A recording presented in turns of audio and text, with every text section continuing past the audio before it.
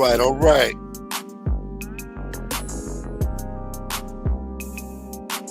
Yeah.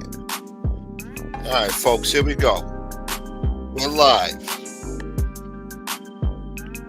A little earlier than usual. I figured let's get the show on the road. Let's get the show over with, huh? I don't want to be up all night.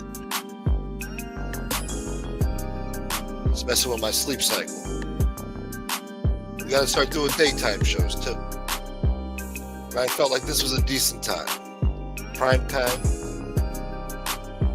Yeah. All right. Shouts to Becky Town. What up, Black Power? Biggie Smalls. Scott H.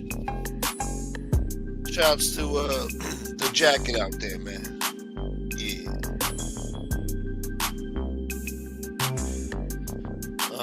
So yeah, we're here. I don't know. Should I do a show just trashing this guy all day? And he's been trashing me all day. I mean, should I do a show trashing him all night? I don't know. Should we go around the merry-go-round? Round and around we go. That was crazy last night. Yeah, we had fun last night, didn't we? What up, Dwayne? Templar. Yeah, we had fun last night. That was fun. He's easy to get riled up. He's predictable. I heard he was saying some horrible things today. Horrible things.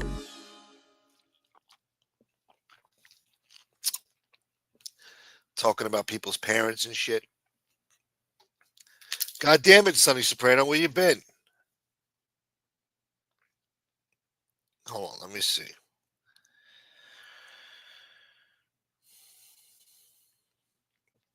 God damn it, Sonny Soprano. You were missing in action. I took your wrench away just last night. God damn it. I'm going to give it right back to you. All right. Now I feel better. No freaking ZD now. Good to see you. Good evening.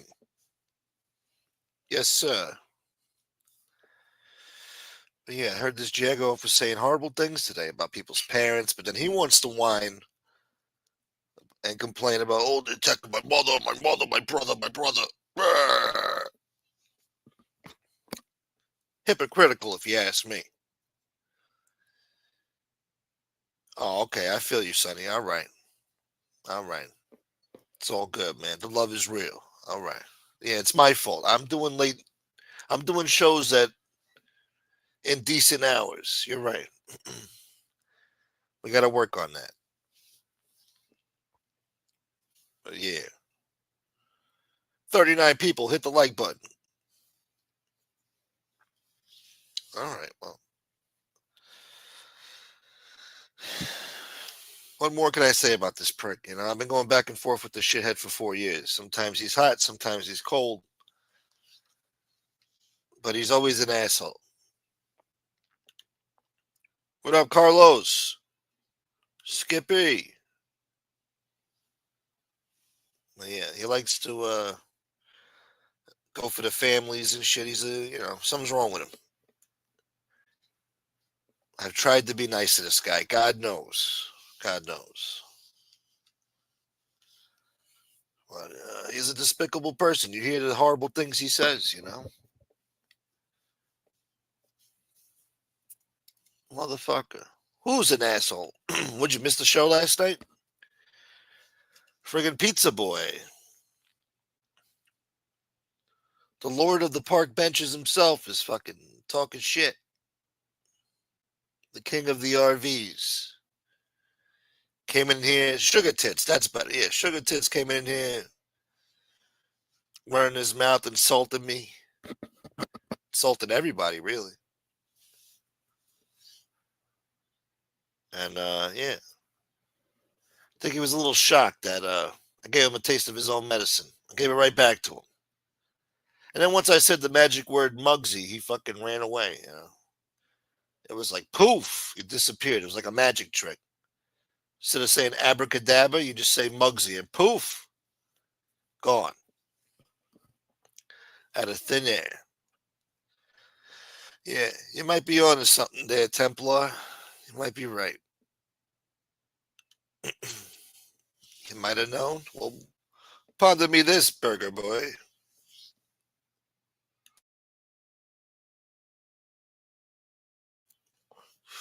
Yeah, but all that shit talking and name calling, he thinks, it has the same sting it did 4 years ago. Nah, nah, nah. Shit is boring and stale to me now. It's just another fucking rerun. I done heard it all before. Shit don't impress me. That's true, Carlos. Thank you. Yes, I was. When he didn't deserve it at all. When people were giving me agita about it. How could you? How dare you, Gunsmoke? You know? How could you do this, Gunsmoke? Where's your morals and decency?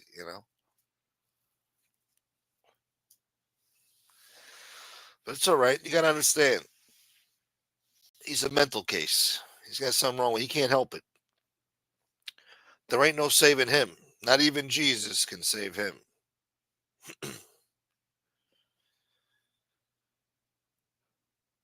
Worst part is he's probably going to outlive us all, that piece of shit. It was a David and Goliath struggle. That'll teach David. Goliath boy. I think Joe Rogan start talking about ancient giants now. Maybe we'll get into that later. There was a race of ancient giants years ago. Well, centuries ago. Millennia ago. Yeah. We're going to talk about that, boy. You didn't see shit? You missed it? Yeah, I had to take the show down, man. The language got a little excessive there. He was making threats. And, I don't want to risk it. I already got some hater troll out there still attacking my channel. So, I don't need more shit. I don't need more excuses. So, out of self preservation, I decided to take the show down. It was just too much. What up, Staten Island? Boy. Got at least shows up for people. Got to be up really early. Damn it. Yeah, somebody texted me today like, yo, man, he's trashing you, man. You should put the show back up. I was like, nah, I don't want to take a risk. It's a damn good show, though. I had fun. It was fun cursing him out. Some of that stuff I was meant to tell him for years now. I've been meaning to tell him some of that shit for years. He had it coming. Jane Creek. There's a story from Kandahar where a team of Army Special Forces supposedly killed a redhead giant. Yeah, I heard the giants, they had red hair, man. They found a whole race of them here, too. In the caves in Arizona or something. Or Utah, whatever.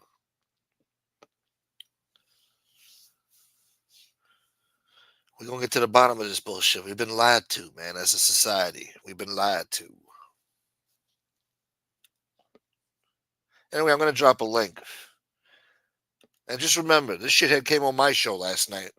I didn't go looking for him. He was the one worried about grabbing my link. Even the show before that, he was sitting backstage for 3 hours. Just begging to be on the show. Begging.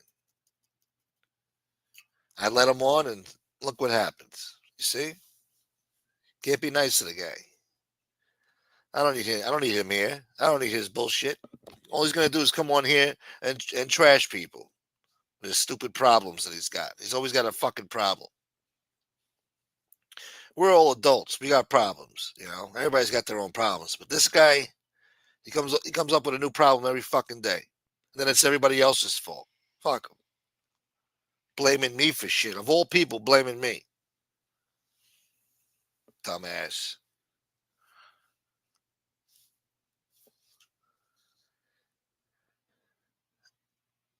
Smokey, I'll take you on the Long Island pizza tour from all his stallies. That'd be cool.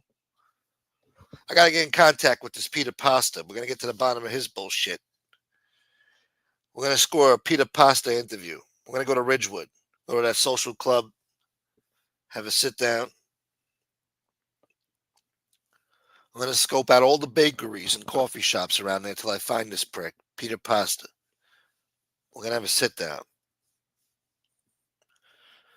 He's gonna tell me some fucking stories about pizza.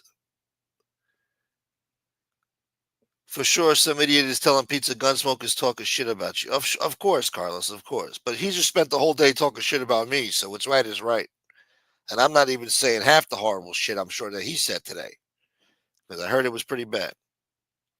Low life scum. That's what he is. He's butthurt, you know. He got chased off of here basically last night. He got chased. Mugsy chased him. So he can say whatever he wants. He can cry all he wants.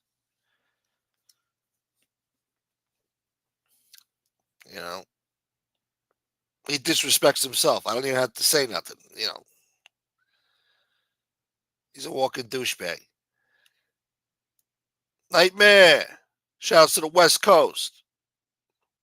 What up, West Side boy? Thank you, Becky Town. Thank you, Nightmare. My man. What up, Jersey? Jersey girl. Jersey girl. I heard he lives in Long Island, this pasta dude. Yeah, I heard that too. Maybe out in Westbury somewhere, motherfucker. Who knows? Oyster Bay. We gotta check out the shopping centers out there too. I'm sure he's getting his fucking morning bagel from some shitty Long Island shop at some small fucking shopping center, whatever. Oh, hold on. We got a special guest. He's not a special guest anymore. He's a friend of the What, show. what's up, Smoke? What up, Howie?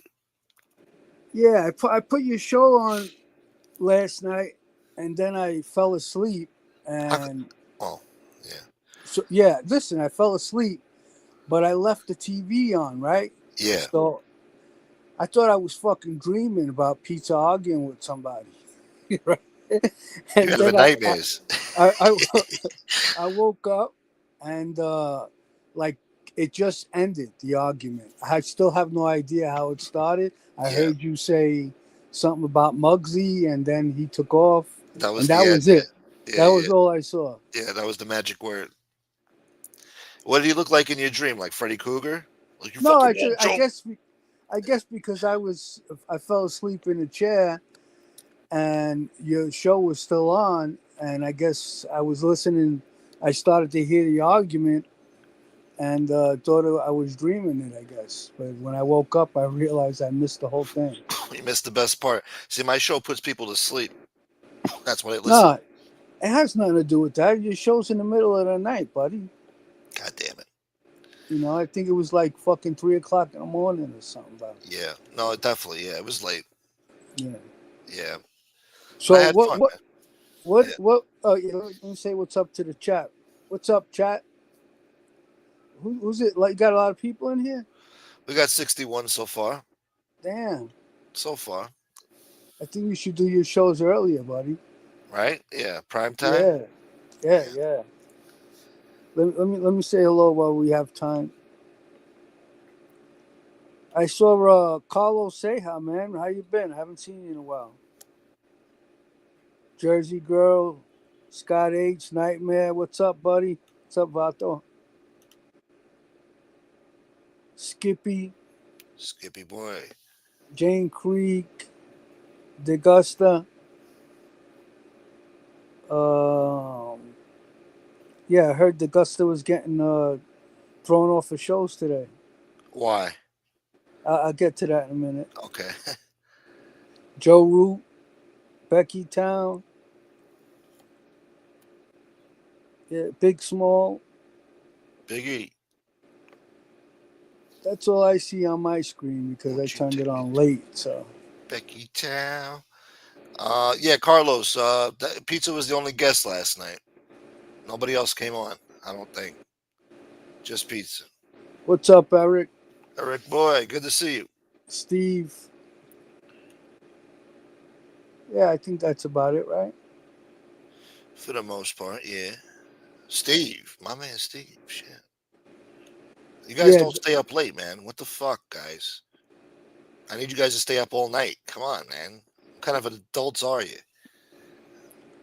We got bedtimes, normal So lives. Yeah.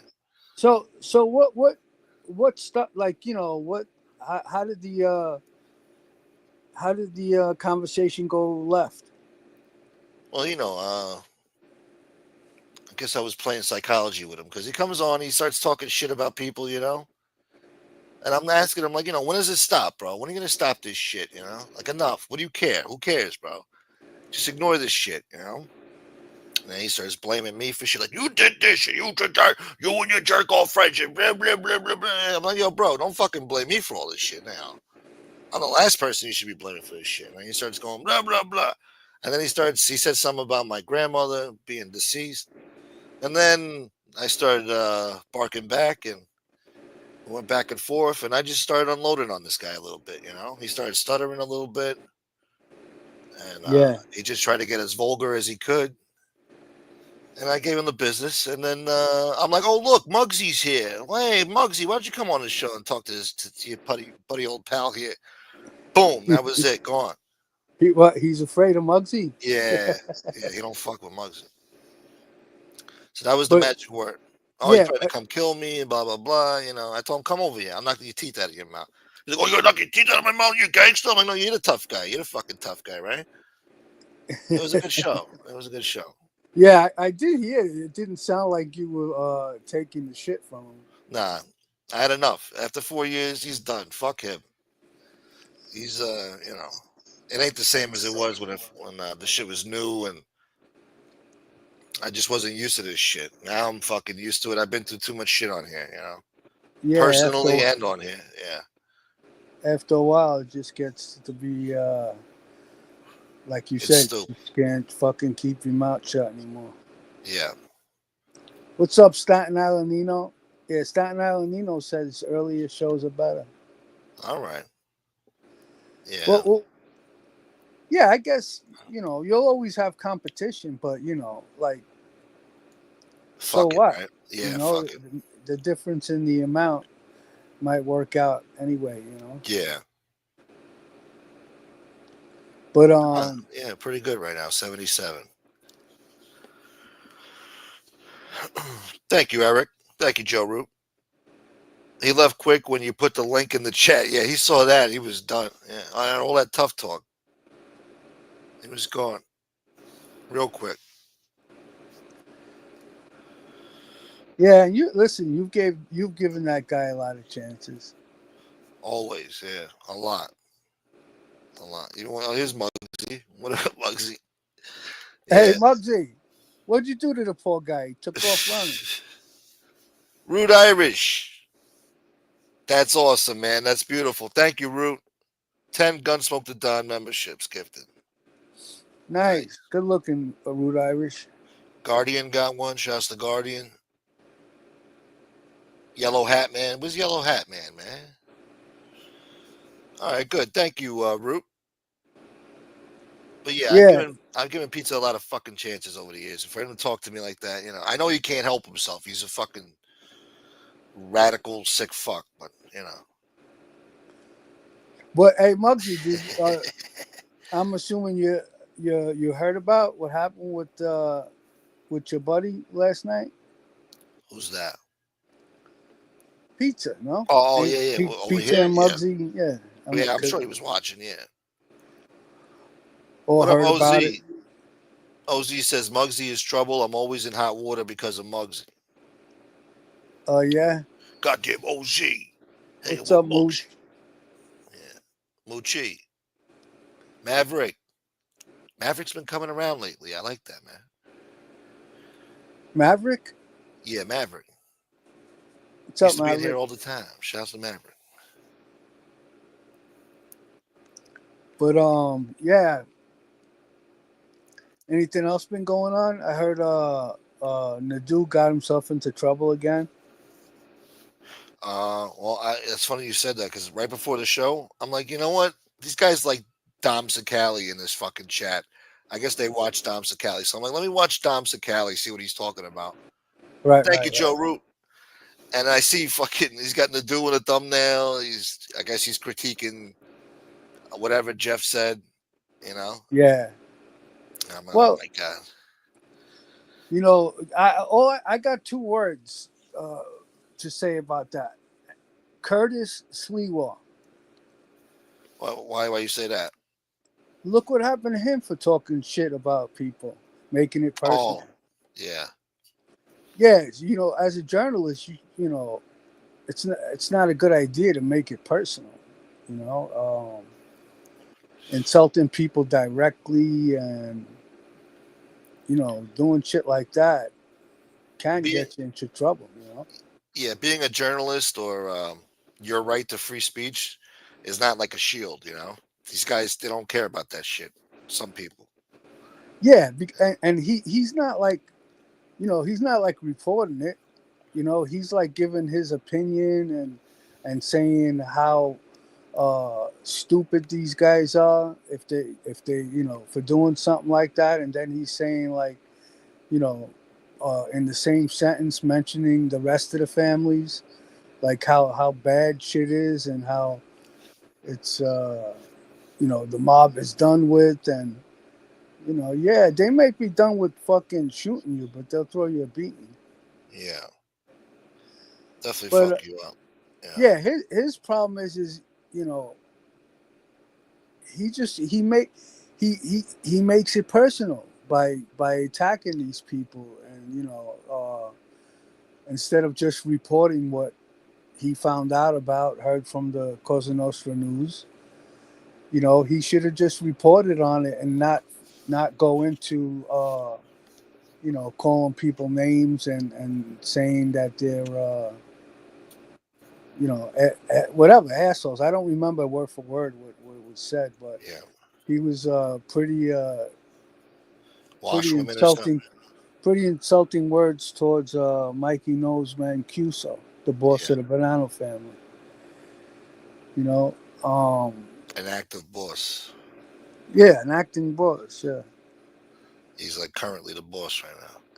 yeah. I mean, listen, nobody like in the beginning, nobody liked Jerry Capici, but Jerry Capici, he kept his little insults to a real minimum. If any, you just report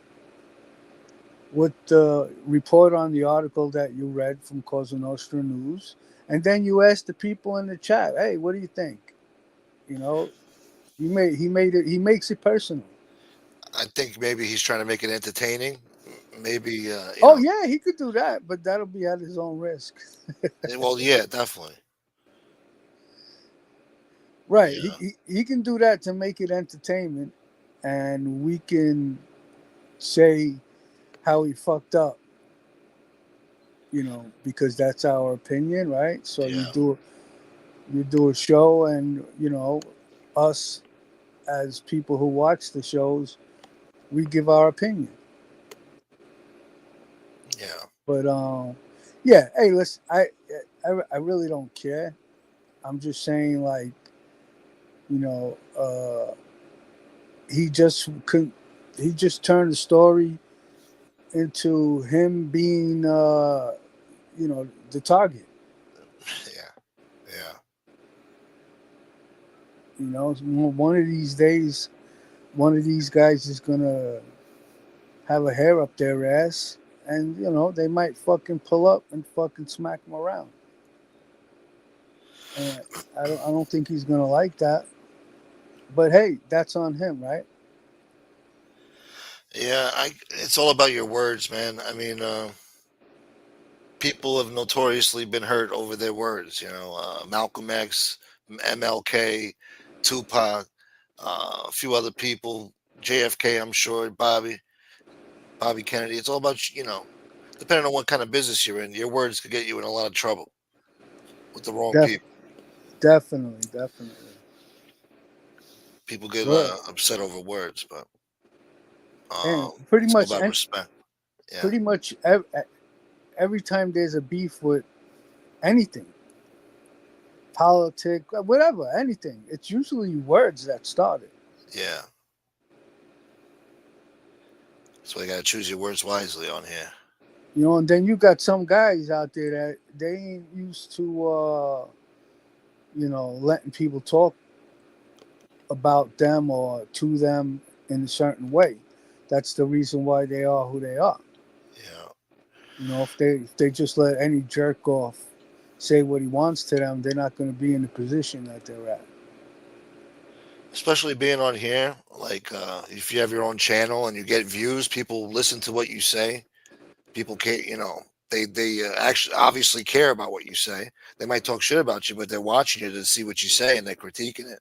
So you should be more mindful about what you say. It's a powerful tool. I mean, Yeah, the only thing that helps people is because they're in another state, or hours away.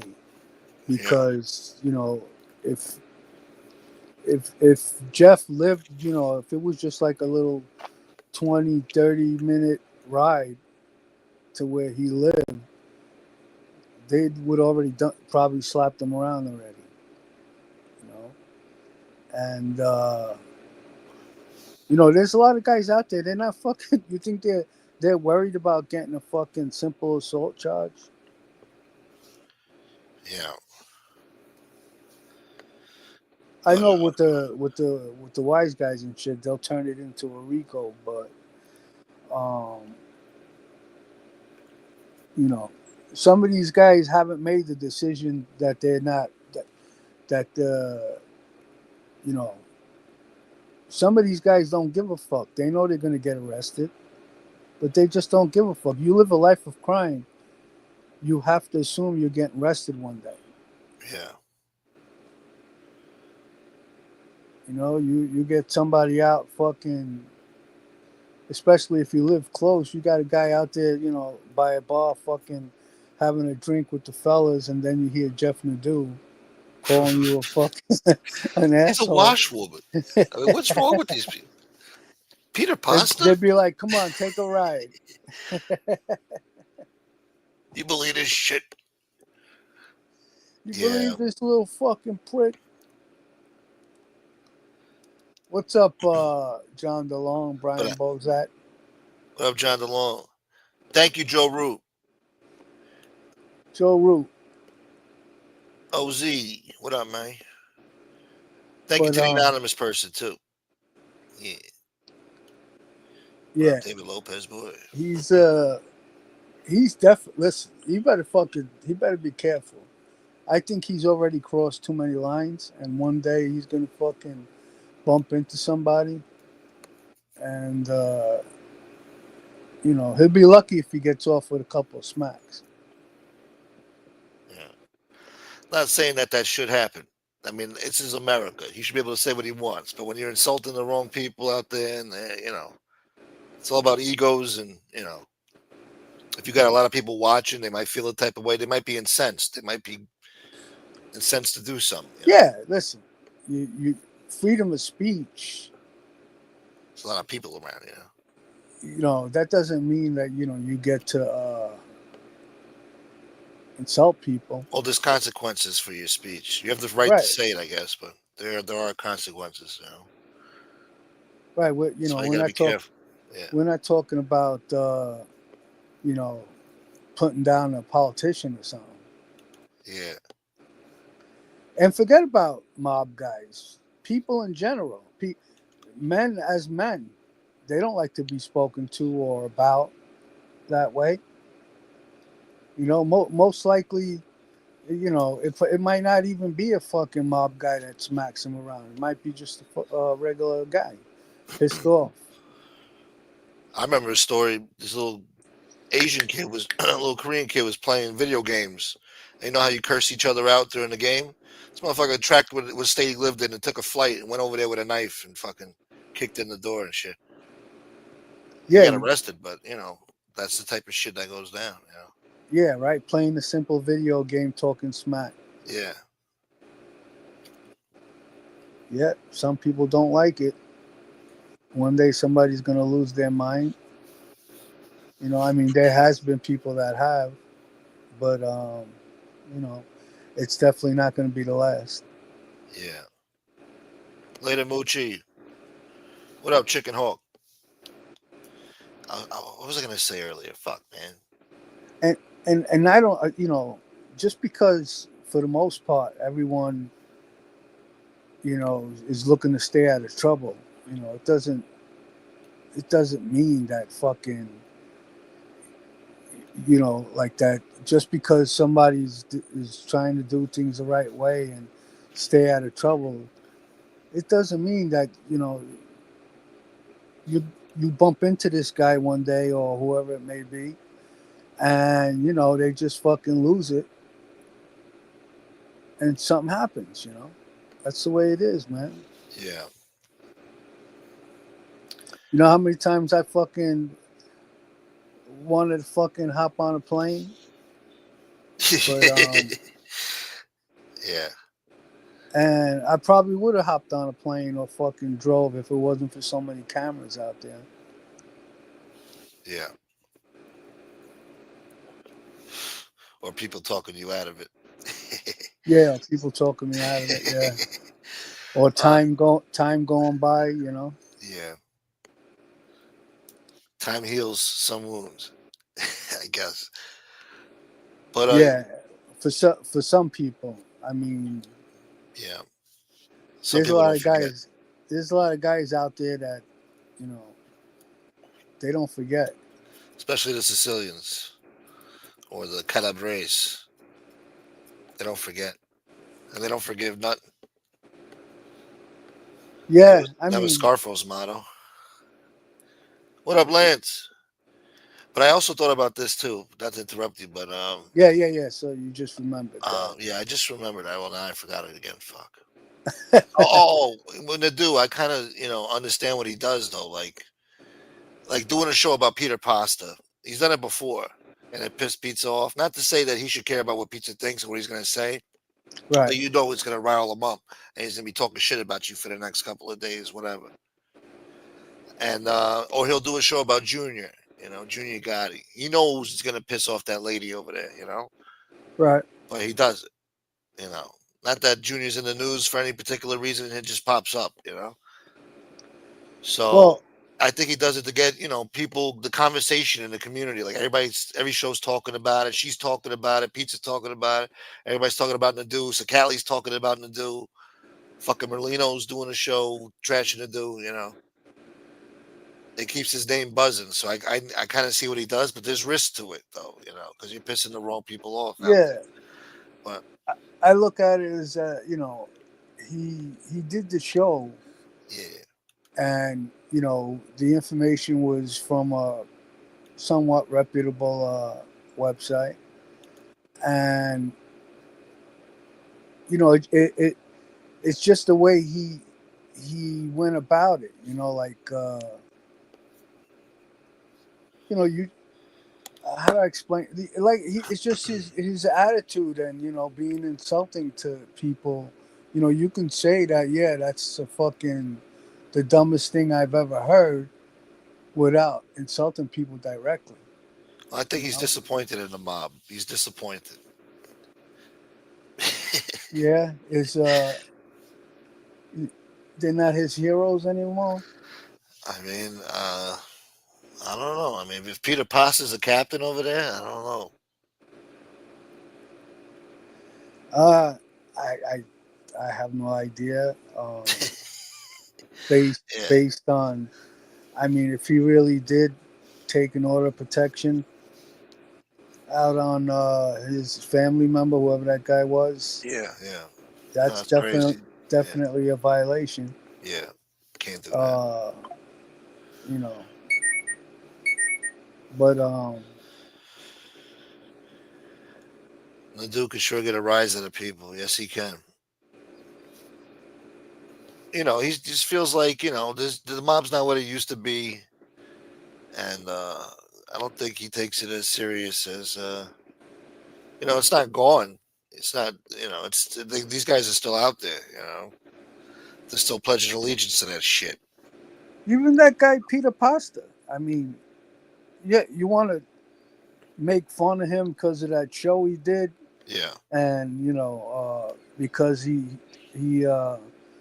according to his own words, he took a order of protection out on his. Well, hold on a minute. I Yeah, think yeah, I yeah. have All right. But no, I don't know. I think, he's a capable guy. He's big. He's got a screw loose. He was fighting with somebody on the show and shit, having a fucking panic it. attack. You know? Yeah, yeah, yeah. Somebody just texted me to tell me Yeah. that it was the family member that took out the order of protection. When you read, I read the article. I read the Jerry Capici article, and the way it's written, like I'm not sure if he's saying that, like that the other guy took out the order of protection. I'm not. If you read it, Hmm. you know what? Maybe I'll pull it up and I'll read it for everyone and Yeah. let them determine what you know. But you remember it as it was the other guy who put out the protection on him, right? What? Or no? Well, here, let me show you. Fuck, what happened? I got logged out. I God logged damn it. out of Because you're on download. StreamYard, I guess.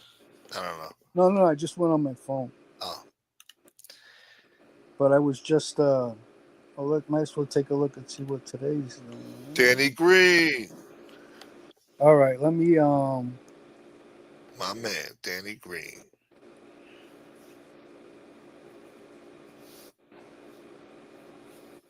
Yo, Danny, you were here last night, right? You caught that shit, right? Yeah.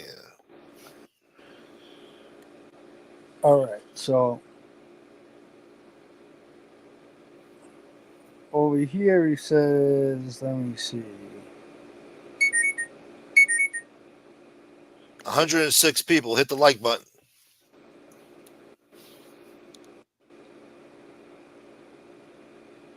last night with the with the shithead. You were sleeping? Motherfucker. Who? Danny Green. I guess he missed the fireworks last night. Yeah, imagine that. The guy donates all the time, and he missed a good show. He misses the entertainment. Yeah.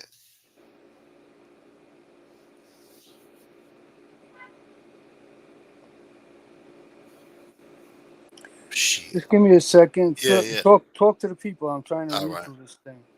What'd you miss? Pizza came on here running his mouth. 1 minute we're commiserating, and the next minute he's all indignant and nasty. Trying to fuck up my party. So, yeah. Then I said the magic word Mugsy, and he disappeared like a fucking pixie dust in the sky. You know? But some people, I put them to sleep during my show, so they were sleeping, and then they saw him in their dreams because they had the TV still on. They thought it was Freddy Krueger. Like, yeah, fuck you, won't choke, gun smoke. And, it was playing out in their dreams. But he looked like Freddy Krueger. All Thank you, right, down. Thank you. I found it. No, I had to take it Uh, down, Augusta, due to language and vulgarity. He was it making go. threats. Yeah, You ready? yeah, yeah. It says, in the summer of 2005, as business at Peter Pasta's Cafe declined, the wannabe wise guy's problems grew. Mm. That happened when his brother-in-law, Lawrence Zano, a reputed Genovese associate, allegedly assaulted him. Then, now it's allegedly assaulted him. Then there's a comma, and it says, then obtained something mobsters don't usually get, an order of protection against him in the so-called family dispute, said Pellegrino. So, how do you interpret that? Are So you do he's, you?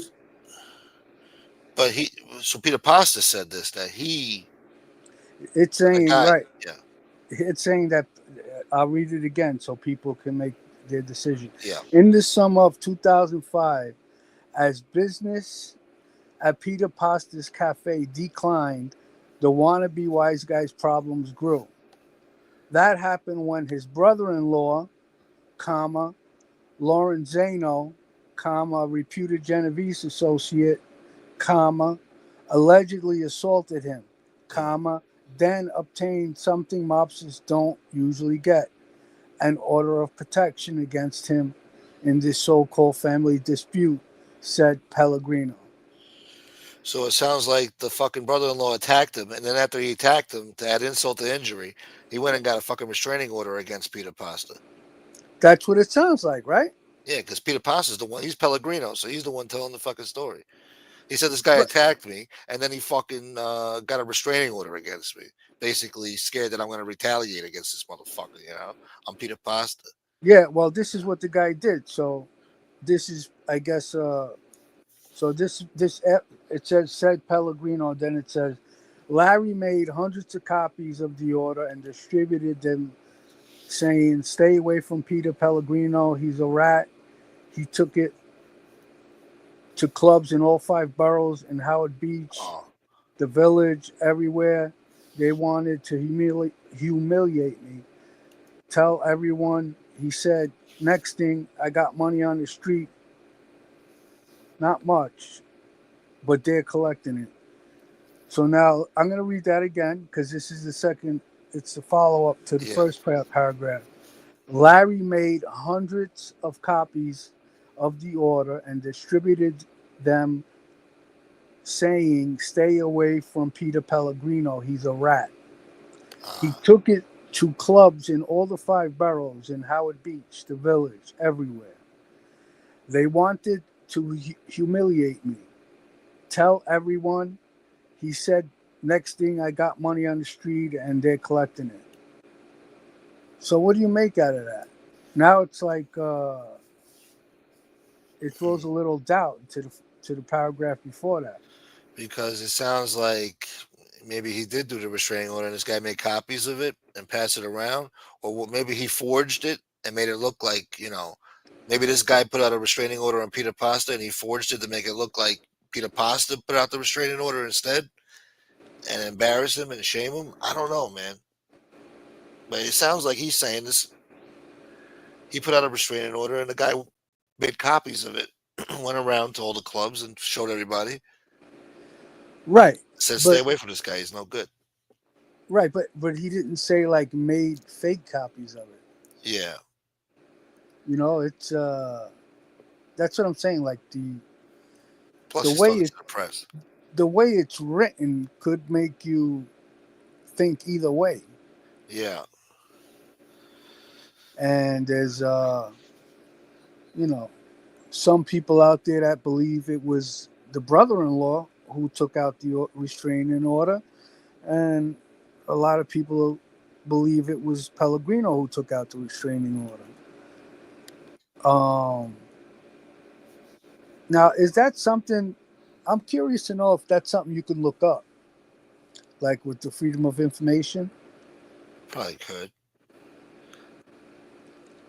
because I just read that to you and everyone else, and it sounds like everyone is not sure.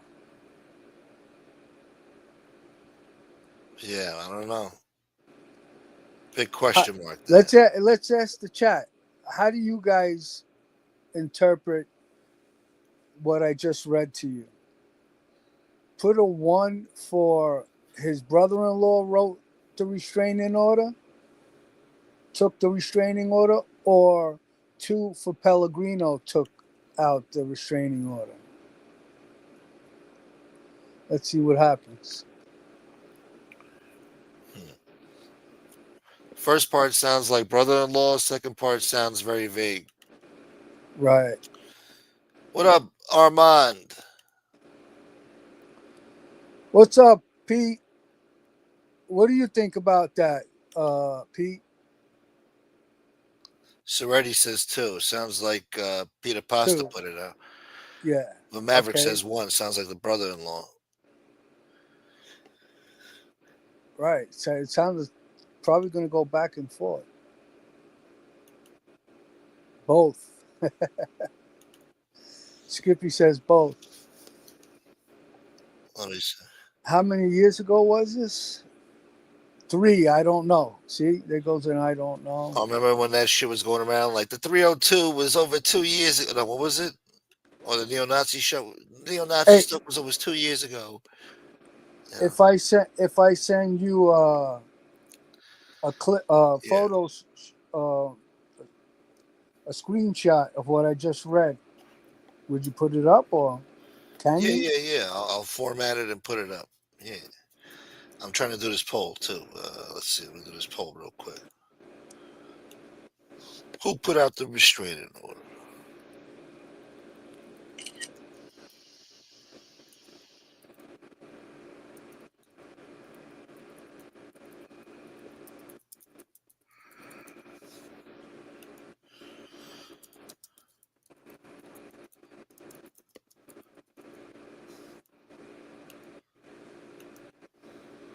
Uh, All right, just sent it to you.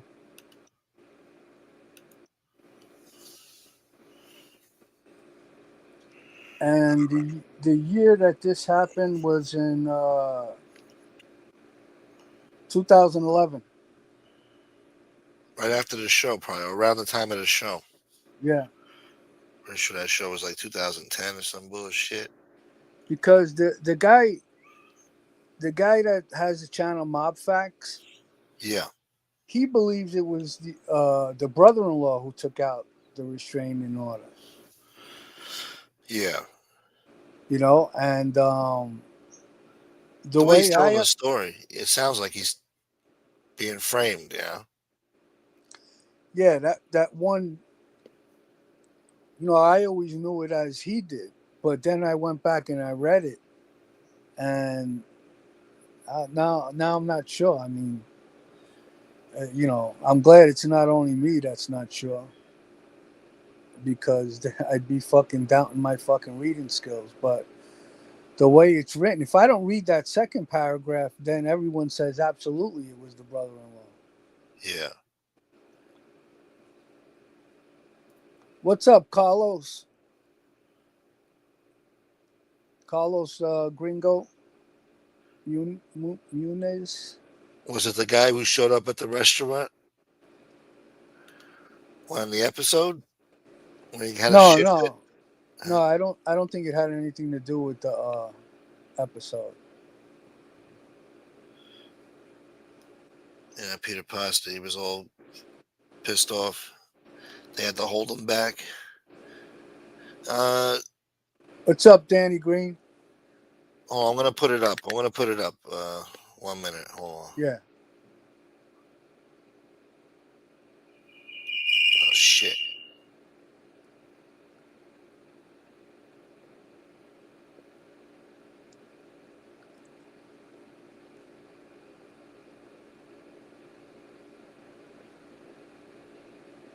Hold on.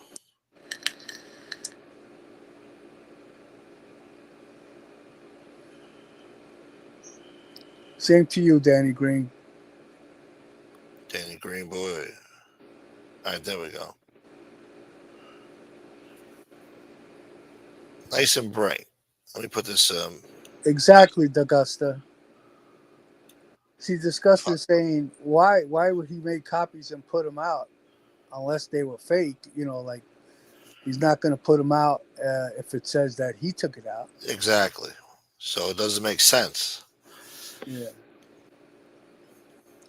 So let's give everybody a second to read it and then see what they But say. then why would he complain to the press like, "Oh, I put out a restraining order and he went around to all the clubs to embarrass me and showed everybody." Yeah. Like, why would he do that? I don't know. Yeah, why he was talking to Jerry Capici, to do an article about it is a no right there. I mean, the guy's broken all the rules, so But he said the brother-in-law attacked him, right? The brother-in-law attacked him. That's what the first part of the paragraph was, right? The first part of it. yeah. He said the brother-in-law assaulted him.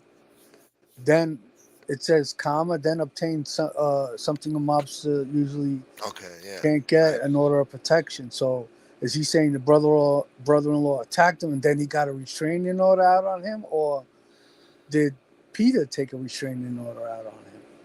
They shouldn't have threw that part in there, like, something a mobster never should do. Like, well, they're saying he's not saying he's in the mob. He wouldn't say that. They're saying the brother-in-law's in the mob. That's how they refer to him. Genevieve's whatever Associate. associate. Yeah. So he's the only mobster they would. He did something a mobster should never do. You see, Yeah. it's confusing. If he took out the restraining order. Yeah. Yeah, it's confusing. But then but then the same guy's making copies of it and going around showing people. Unless he forged it and switched the names, I don't know. What? What's up, Carmine? And like, see, getting back to um like Capici, right? Yeah, he always threw his little wisecracks in there, you know, and like I told you, nobody liked him. Everyone cursed him when he started writing these articles. But he didn't make it personal. Curtis Sliwell made it personal, and look what happened. Yeah.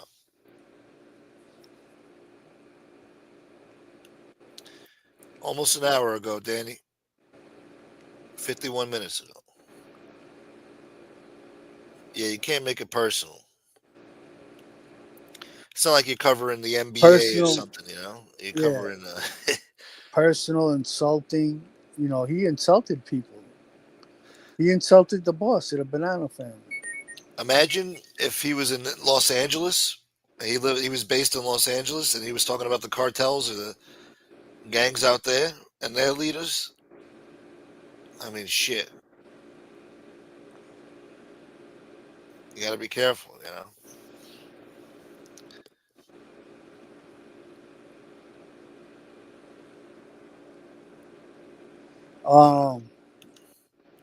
Yeah, somebody just texted me. Sometimes they give a restraining order without the person's consent or request for the victim of an assault. Well, listen, they ask you, do you want to take a restraining order?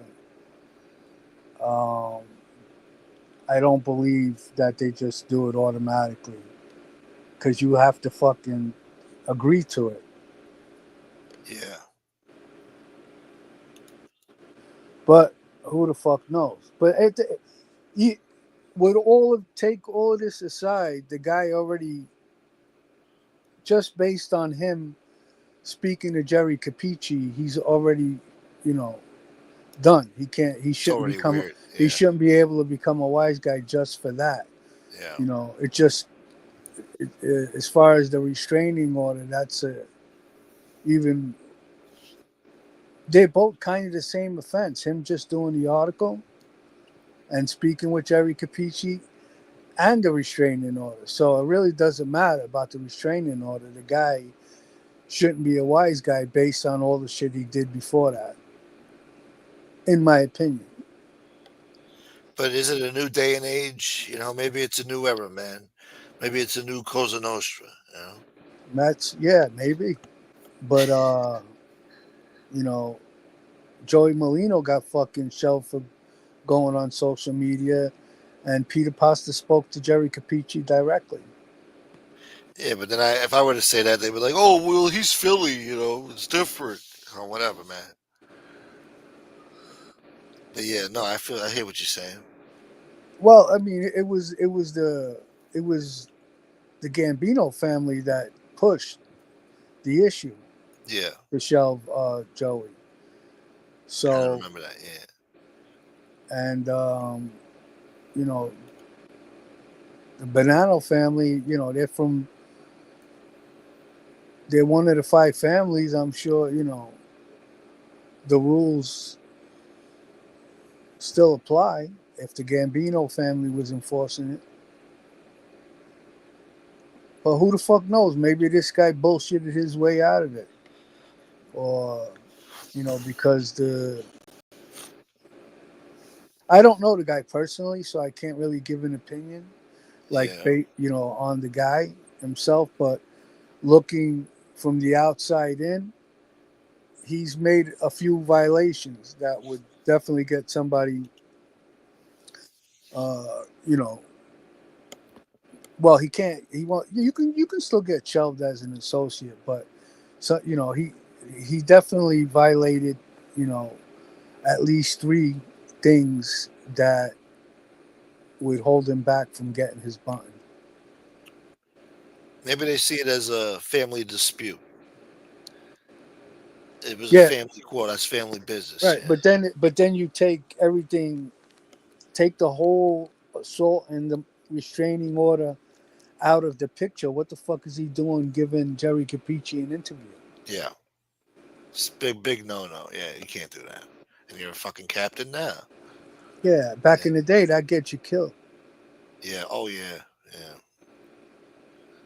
Even though John kind of flirted like, "Hey, how you doing? Yeah, yeah, we're ready for Freddy." A little quip. Give you a little quip. He wasn't doing fucking interviews, but he gave you just enough to put in the paper. But and I don't know how to fuck. Well, Merlino was doing that shit back in '95 when he was supposedly the boss. He was doing fucking interviews and turkey giveaways, and they're not gonna lock me up for this, are they? Doing fucking interviews with fucking Channel 5 News over there, being like a Yeah, little slick wise ass. and just based on the way the guy acted on the show, Yeah, I mean,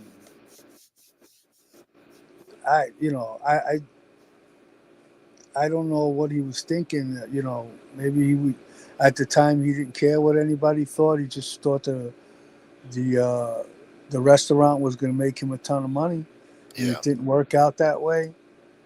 Um, but yeah, just doing that show too would make a lot of people. It's a violation, like just based on the way he acted on that show, nobody's going to straighten him out. he just I did a mean, Hollywood show. Yeah, at least the guys that I grew up around wouldn't. yeah. I Um, well, I don't know if you noticed. Tony Spilotro, his brother Michael. I don't know if he was made or not. Definitely an associate. He was on some show. I think he was on Bonanza or some shit. He did like an episode. Right. Then they whacked him anyway, but I don't know if he was made or not. I Say don't that know. again. Say that again. You know the Tony Spilotro in Chicago? Yeah, I yeah, know it's a yeah, different type of Cosa Nostra, but it's still Cosa Nostra, I guess. yeah. He had a brother, Michael, and he did an episode of like some 80s show back then. I don't know, fucking Bonanza, Beretta, some shit. I don't know. He had a part in the Yeah, show. he had a part in the show. Yeah, he was an actor in the show. And this is fucking Tony Spilotro's brother. Fucking, I don't know if he was made or not, but he's definitely part of the fucking outfit over there. Well, I mean, I would imagine. I mean, they wouldn't want you to be. Well, I don't know. I mean, he was just had a acting role in a movie, a show, a TV Yeah, show. I mean, I don't know. There's nothing in the rules about that you can't be an actor. yeah,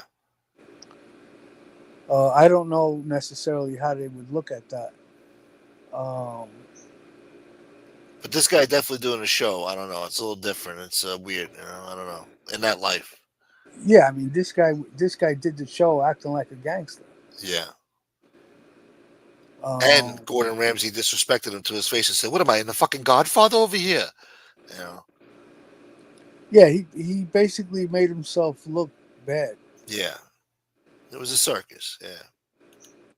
Listen, back in the day, if you got into a car accident, right, and the cops got there and you told them what happened, like, yeah, the guy blew the stop sign, whatever, that would keep you from getting your button. That's a you're not, because you spoke to the cops. Yeah. You'd be breaking the rule. Can't do that. Yeah. That shit was strict back then, and some rules were enforced selectively, you know, and some overlooked selectively. Yeah. They You don't want know, you saying good morning at all. Nothing. Don't even say fucking good morning, yeah, boy. it goes back to that old expression. Fuck, I forgot the expression. Rules are meant to be broken. Yeah. But That's the problem. The rules are for everybody. Benzino is gasoline in Italian. Yeah, that's what they call like used it in association with drugs too. He's on the Benzino. Yeah, smoking that gas.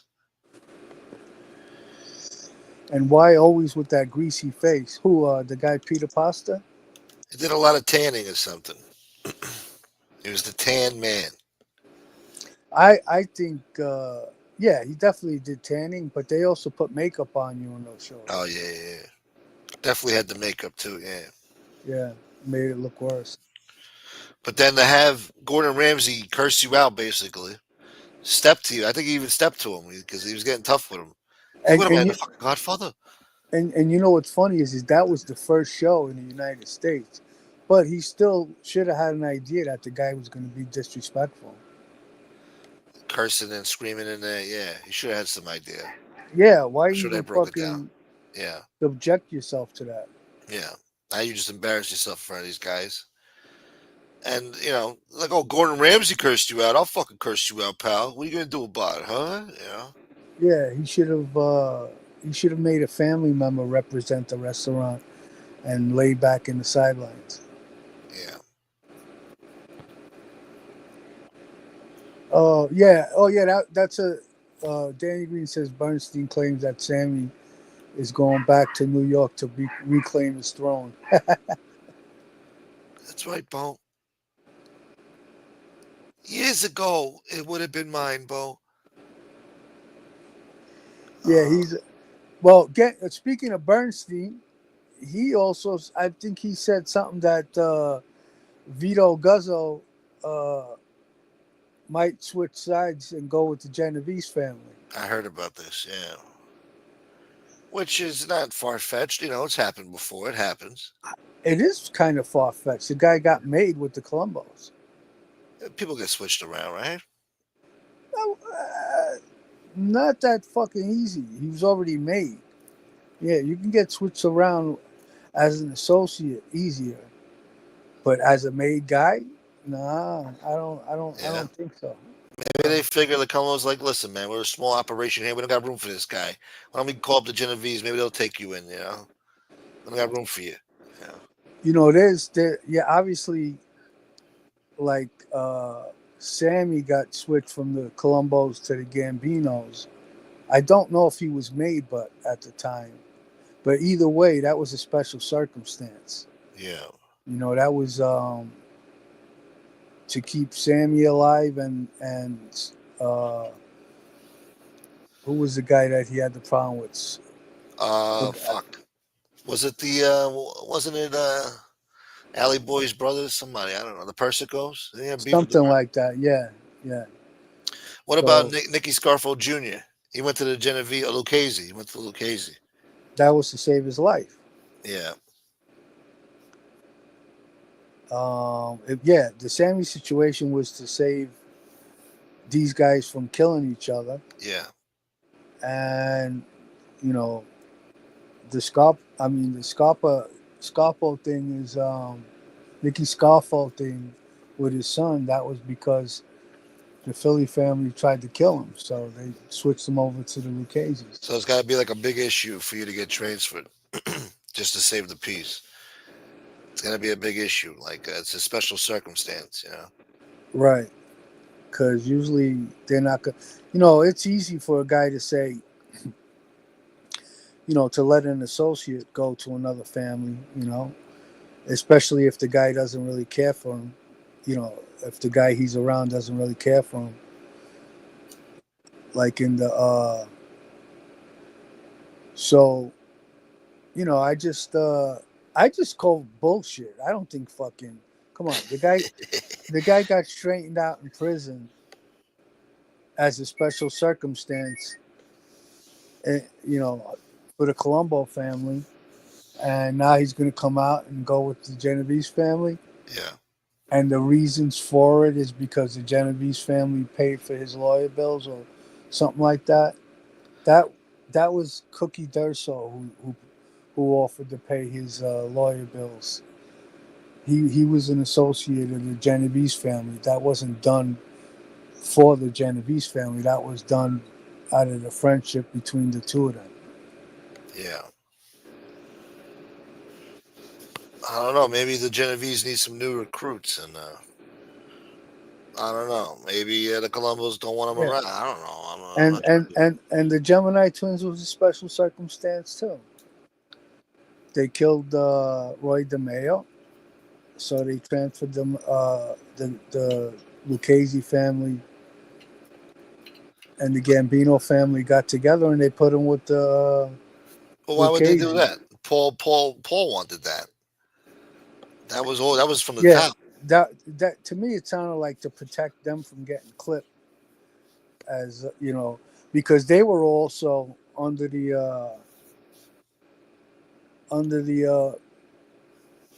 magnifying glass just as much as Roy DeMeo because The they were whole committing crew. the Yeah, murders with him. yeah. So And that car yeah, shit. Yeah, he he stole a car ring. they killed DeMeo, but still I don't there's still not 100% guaranteed that they're not going to get clipped Yeah, later on. So I guess they had friends in the Lucchese family, and they made a decision to switch them over just to yeah. keep them alive. Which is a very nice thing because they could just say fuck it and have him whacked. I mean, what's the big deal to them back then anyway? But I guess that's a sign of respect. Like, we don't want to kill you, so we'll just get rid of you. We're not going to shove Uh, you. Go be with them. yeah, I'm sure there was a That's lot just more pretty to cool. it. Yeah, I'm sure there was a big meetings about it, like basically saying like the Lucchese family sticking up for them. So it could have been a thing where like you know maybe a war could have started if they didn't do that and they killed him. Um, yeah. I don't know. There's a lot of factors that you can factor into that situation, but no one's really gonna know. But that's the way it looked. Yeah. Just my opinion. I don't know any of that for a fact. Well, we'll see what happens. I don't know where did they come up with this speculation? Like, how the fuck did they know that guy said that? I don't know. Hey, all the guy's The gonna join the well, Genovese. it's just my opinion about the Gemini twins. But as far as like the veto thing, I feel that's highly unlikely. Like I don't know. I would if I was a betting man, I would definitely bet against that. Yeah. And so, what do you do? Like, I don't know. I've never fucking heard of a situation like that. A guy in good standing with the Colombo family Yeah. gets made in the bathroom of a prison because out of respect, and then switches to the Genovese. When he I gets don't know. released. Yeah. And then part of the reason that Bernstein gives is because the Genovese family looked out for him when he got locked up. That wasn't the case. It was Cookie Durso who was looking out for him, who was an associate of the Genovese family, and he wind up ratting on him later on. And plus, the Columbos, they did him the honor of going to jail, as they say, as a man. They let him get made, in jail. So he can Right. at least do his time as a man. They say. I mean, usually they don't. A lot of guys frown upon people getting made in prison. Yeah. Um, but he was a special circumstance, so you pull those strings to get it done in prison, and just to leave and go to another family, and the reason being because they looked out for you while you were in prison. I would imagine that the Colombo family looked out for him more by straightening him out. Maybe he just got closer to the guys in there. While he was in there, maybe he just got closer to these guys. I don't know. Maybe they were reaching out more to him. I don't know. Maybe Yeah, he, yeah. somebody's saying here, gas pipe took them in, vouched for them instead of getting, right, took them in, vouched for them instead of getting clipped. They broke the crew up. Yeah, but that was still, that was the, I said the Lucchese family. The Lucchese family was gas pipe and a Muso. Yeah, and that was to save their lives. Fucking gas So pipe boy. a lot of these situations of people getting switched have to do with saving people's lives. Yeah.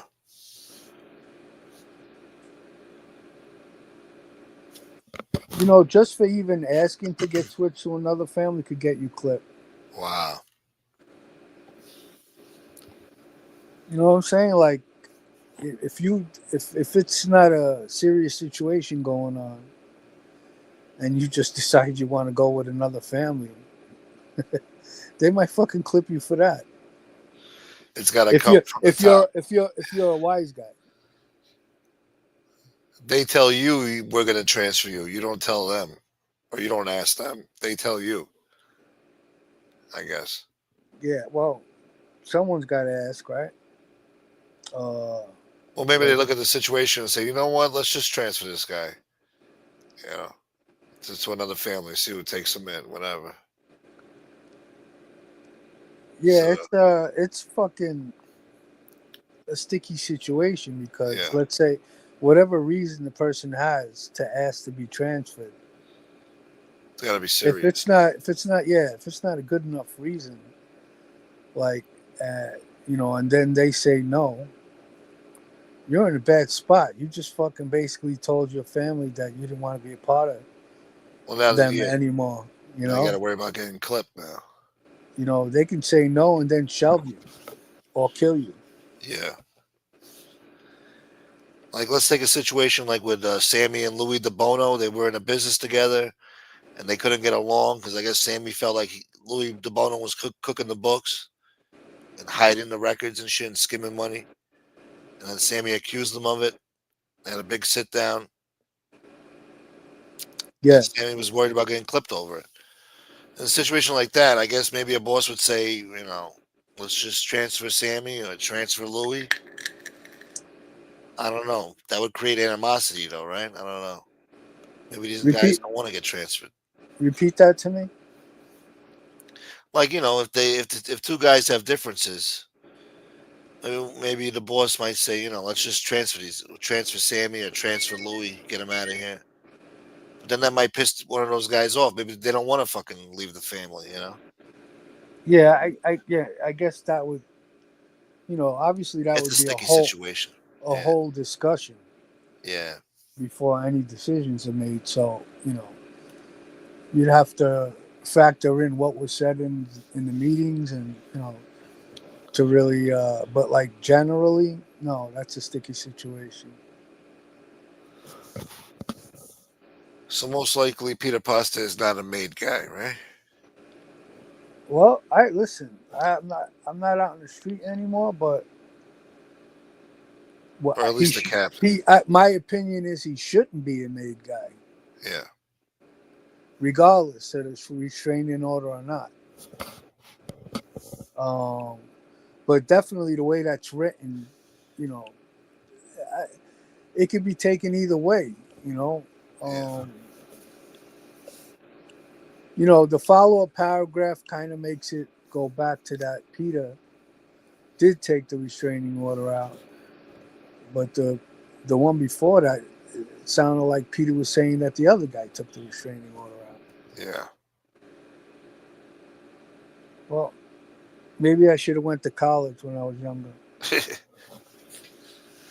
Although I do have some college credits. College these days ain't what it used to be. Yeah, I went sick to radical fucks. I did Yeah, some college hours while I was in the program. yeah. Yeah, College course boy. Fucking college boy.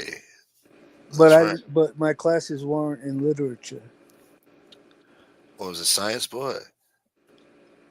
I will leave that a mystery. Psychology, boy. I mean, Taton.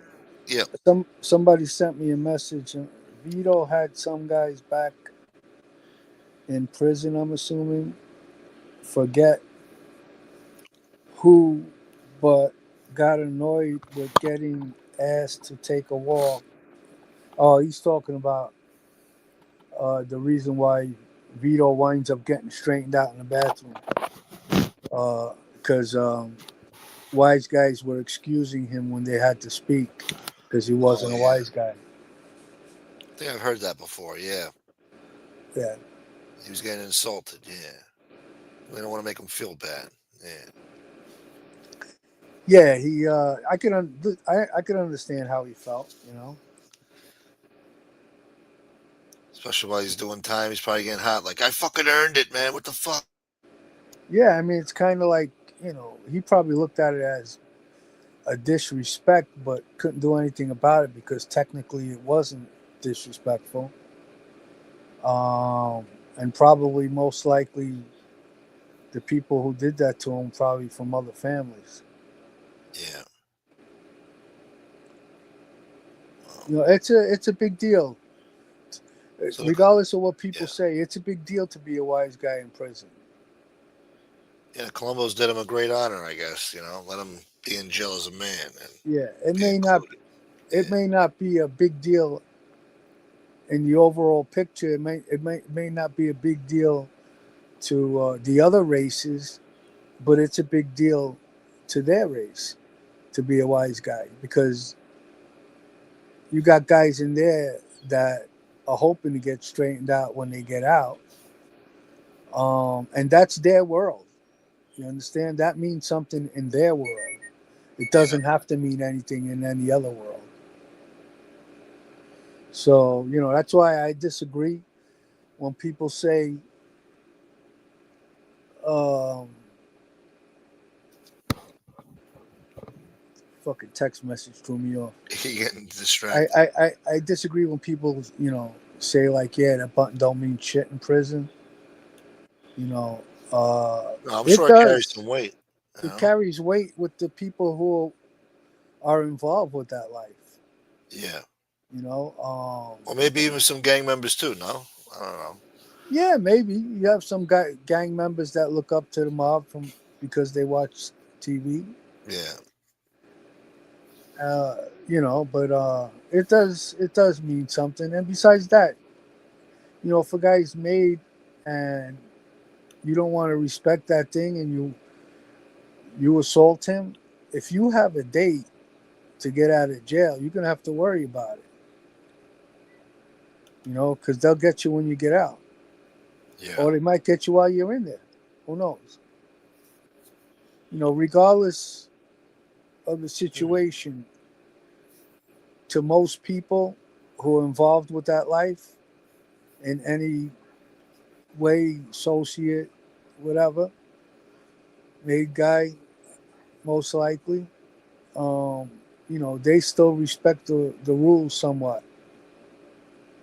Now, if a wise guy's not supposed to, you know, talk down to anyone in prison, or embarrass them in front of other people, then you could stick up for yourself because that's Jesus Christ. Correction. Thank you, Taton. My man. 82 people hit the like button. Thank you for being here. Yeah. Oh, Sammy had the beef with Ralph Spiro when that thing happened. Yes, yes. The Spiros. Um, what was I saying? Fuck. Oh, okay. Like a wise guy, even though they're a wise guy, when they're in prison, they shouldn't talk down to anyone. You understand? Just because they're a wise guy, because you're jeopardizing that guy's, the guy that may have not said anything back to you because you're a wise guy. You know, now he looks like a punk in front of other people's eyes that may not understand the way the rules work in the life. Yeah. They may just look at it as another guy just made this guy look like an asshole, and that could, jeopardize your safety if you got people looking at you like you're an asshole. Somebody might want to try you later on because of that.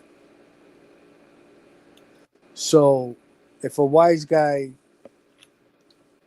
you know, is in the wrong and he thinks he's gonna, pull rank on you and belittle you, yeah, then you have the right to fucking do whatever you gotta do. Nobody can give you wrong for it. Yeah.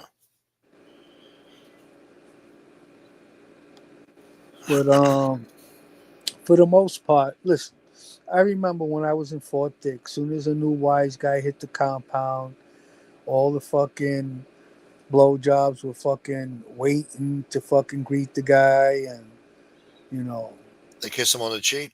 looking to Oh, fucking kiss yeah. his ass.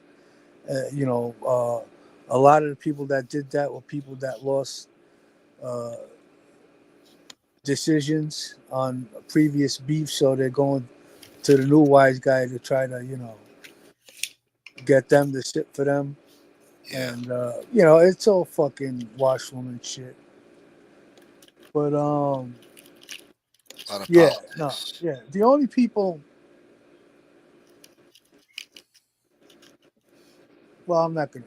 I was gonna say the only people that don't respect that in prison are the people that, the envious people. And I'm talking about people that have connection to the life. Yeah. Um, as far as all the other races, you know, why why would you expect them to respect it? You know, Yeah. uh, especially in prison. Hey, it's all about strength and numbers. Whoever's got the strength, the numbers has the strength, and that's just the way it is in prison. And the mob definitely don't have no well, they have numbers in prison, but not No, like the other yeah, they gangs. for the most part, they don't have any numbers when it comes to most of the prisons. They don't house you guys together. Like Well, a lot of guys get housed together, but there's just not a lot to begin with. like back in the 70s and 80s, they used to run a whole fucking tier, a whole fucking block over there. Well, that was different because they had the influence over the guards and the wardens and Yeah. politicians, and but that's how they got things done back. They paid off guards for things, special favors, and but now in today's day and age, you can't do that shit no more. So it's just all about the numbers. Yeah. That's Some what makes guys, rules nice. all about the numbers and who you know, and sometimes a guy might have a relationship with a high-ranking gang member, and that would change things a little bit, out of a friendship.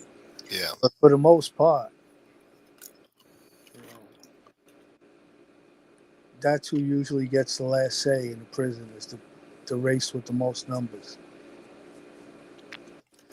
Which obviously makes sense, right? If you're gonna go to war, if you got more guys, the chances of you winning are higher. Maybe Lee really was in the mob. He used to tell me all the time, it's all about the numbers, dude. It's all about the numbers. But yeah, My you know, three rules. Uh, I've said this more than once before. You never tell anyone how you feel about someone else. What was the other one? No gambling.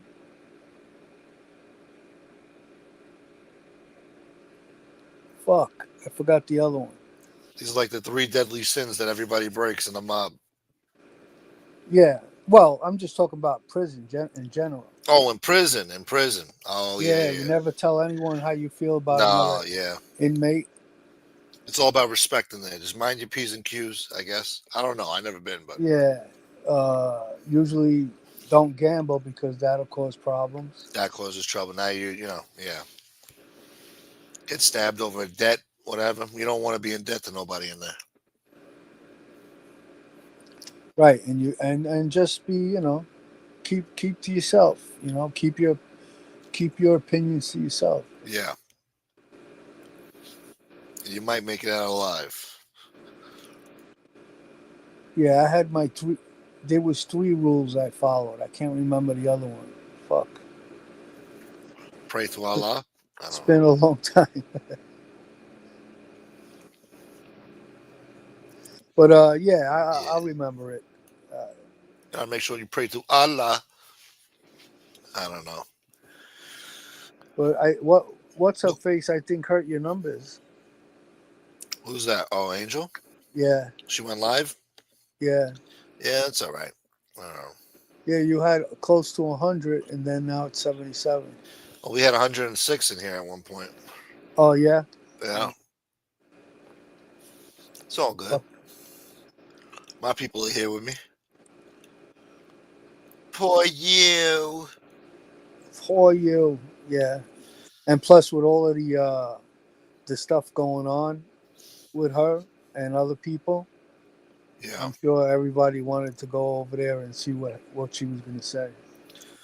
yeah. The fun never stops over there. It's a big party Yeah. or a After circus. after she says what she's got to say, Mhm. they'll come back. Yeah, Angel Boulevard. Yeah.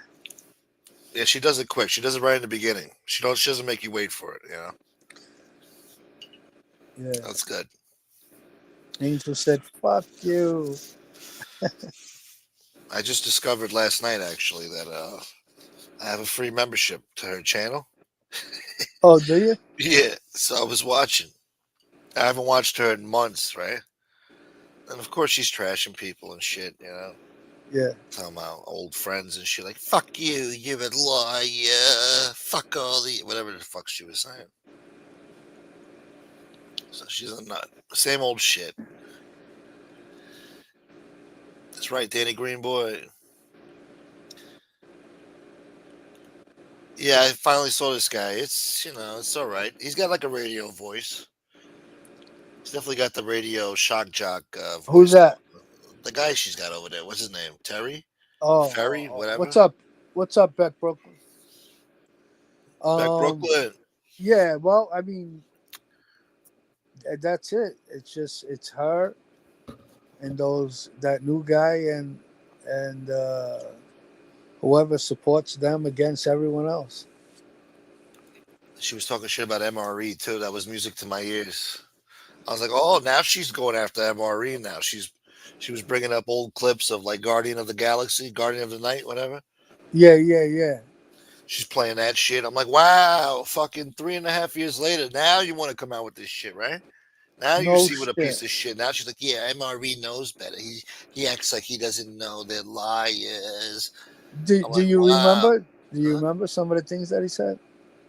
That she said? Ah, shit. She was playing some fucking show with NB about like they were pretending like they didn't know about something. I forgot what it was. And Angel was stopping it and talking over it, like, yeah, see, this is MRE's pretending he doesn't know about it. He does that very good, and blah, blah, blah. Now these people are attacking me, and blah, blah, blah. I don't know. It was, I don't know. I'm trying to remember. God damn it. Did she admit that he's a rat? She said some guy was being nice to MRE all of a sudden now, and she's like, yeah, no, no, no. I guess that, oh, no, no. I guess MRE promoted Damian Trites, something like that. She was like, yeah, he called you a rat, chomo, blah, blah, blah. and you bent the knee to him. You bent the knee to Damien Trite. Something like that. He said he was gonna fuck you up. He called you a rat and a chomo and blah blah blah. She was trying to lay it in thick, you know. But I was like, wow, this is beautiful. You know, this is great. Yeah, She could have saved herself a lot of headaches if she just did that 3 years ago when a guy came out to be a piece of shit. Now all of a sudden she knows all about him. You know what type of guy he is. yeah, and I don't know. I find it strange. It's like now she's doing it. Yeah. Well, they're attacking her now. So You know. Well, yeah, because of that guy, that new guy that she has over there. yeah.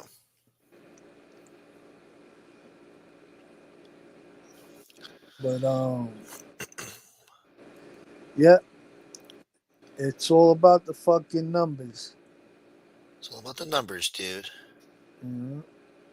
Yeah, I think she might have referred to, alluded to her in some form or fashion. She said, fuck you. She said it real vicious, too. Like, the fuck. It was like a, Like, or because of what? fuck. Something about being a liar, friends calling her a liar, or they're the liar, some shit, you know. It's typical bullshit. I can't remember the specifics, though. God damn it. Yeah, isn't it crazy? Like how as soon as fucking people, the truth always comes out. As soon as the people that they're sticking up with, they have an argument with them, and then they say the truth. Yeah, exactly, yeah. So that's what she's doing, I guess. It's But her. good. It's Yeah. her fault that this guy's still around. Basically it. She propped him up, you know. She fucking vouched for him and everything and had all her people fucking supporting this guy. Yeah. All Uh, this bullshit on here. BF 770. Yeah, that's the mark. I was telling Bergen stories, trying to put that snap in. Yeah. I like listening to that guy. I haven't watched all of his videos, but the ones that I have watched, I like listening to his stories. The guy Big Mark that grew up around Bergen, Yeah. I guess you guys were talking about him the other night. I don't know. I heard it somewhere. allegedly the one who stabbed the kid in the bar. Yeah.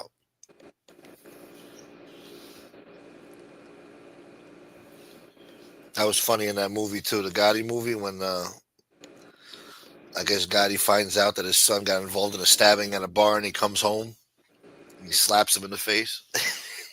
Fucking John Travolta slapping somebody. Are you fucking stupid? Yeah, I don't even remember that part. That was I don't hilarious. I only watched that movie once, and that was it. It was horrible. Yeah. Cringe. Yeah, that was an opportunity blown. Yeah. Big disappointment. Yeah. It took him about 10 years to make that shit. I can see all the obstacles in my way. That new Mob Cops uh movie Yeah. sucks. Yeah, I heard that. Somebody said that yesterday or the day before. They said, yo, that movie sucks, man. Kind of figured that. Yeah, I didn't even finish it. It's hard, man. It's hard to get a good mob movie nowadays. It's all shit. Yeah, it is. It's The Godfather, Goodfellas, Casino, Bronx Tale. Yeah. That was a different era in America, though. Now we're in Yeah, this new woke era, HD quality.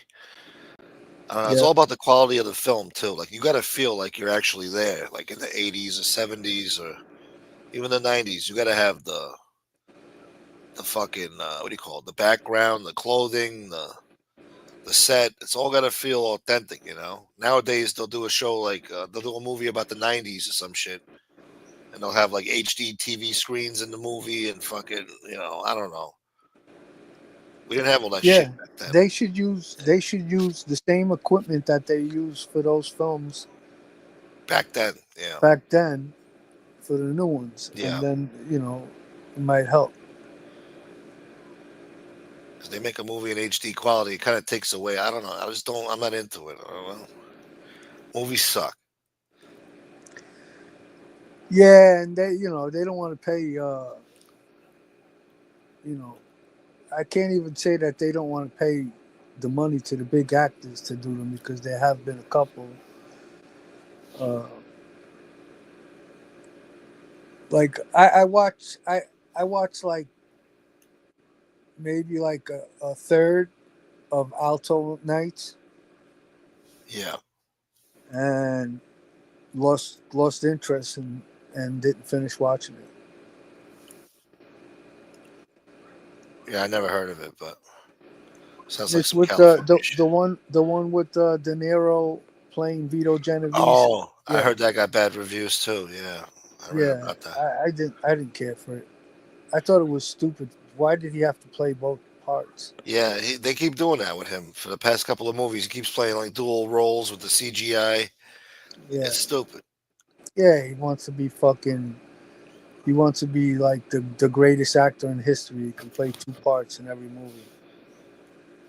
Yeah, he's been getting shit roles for the past 20 years.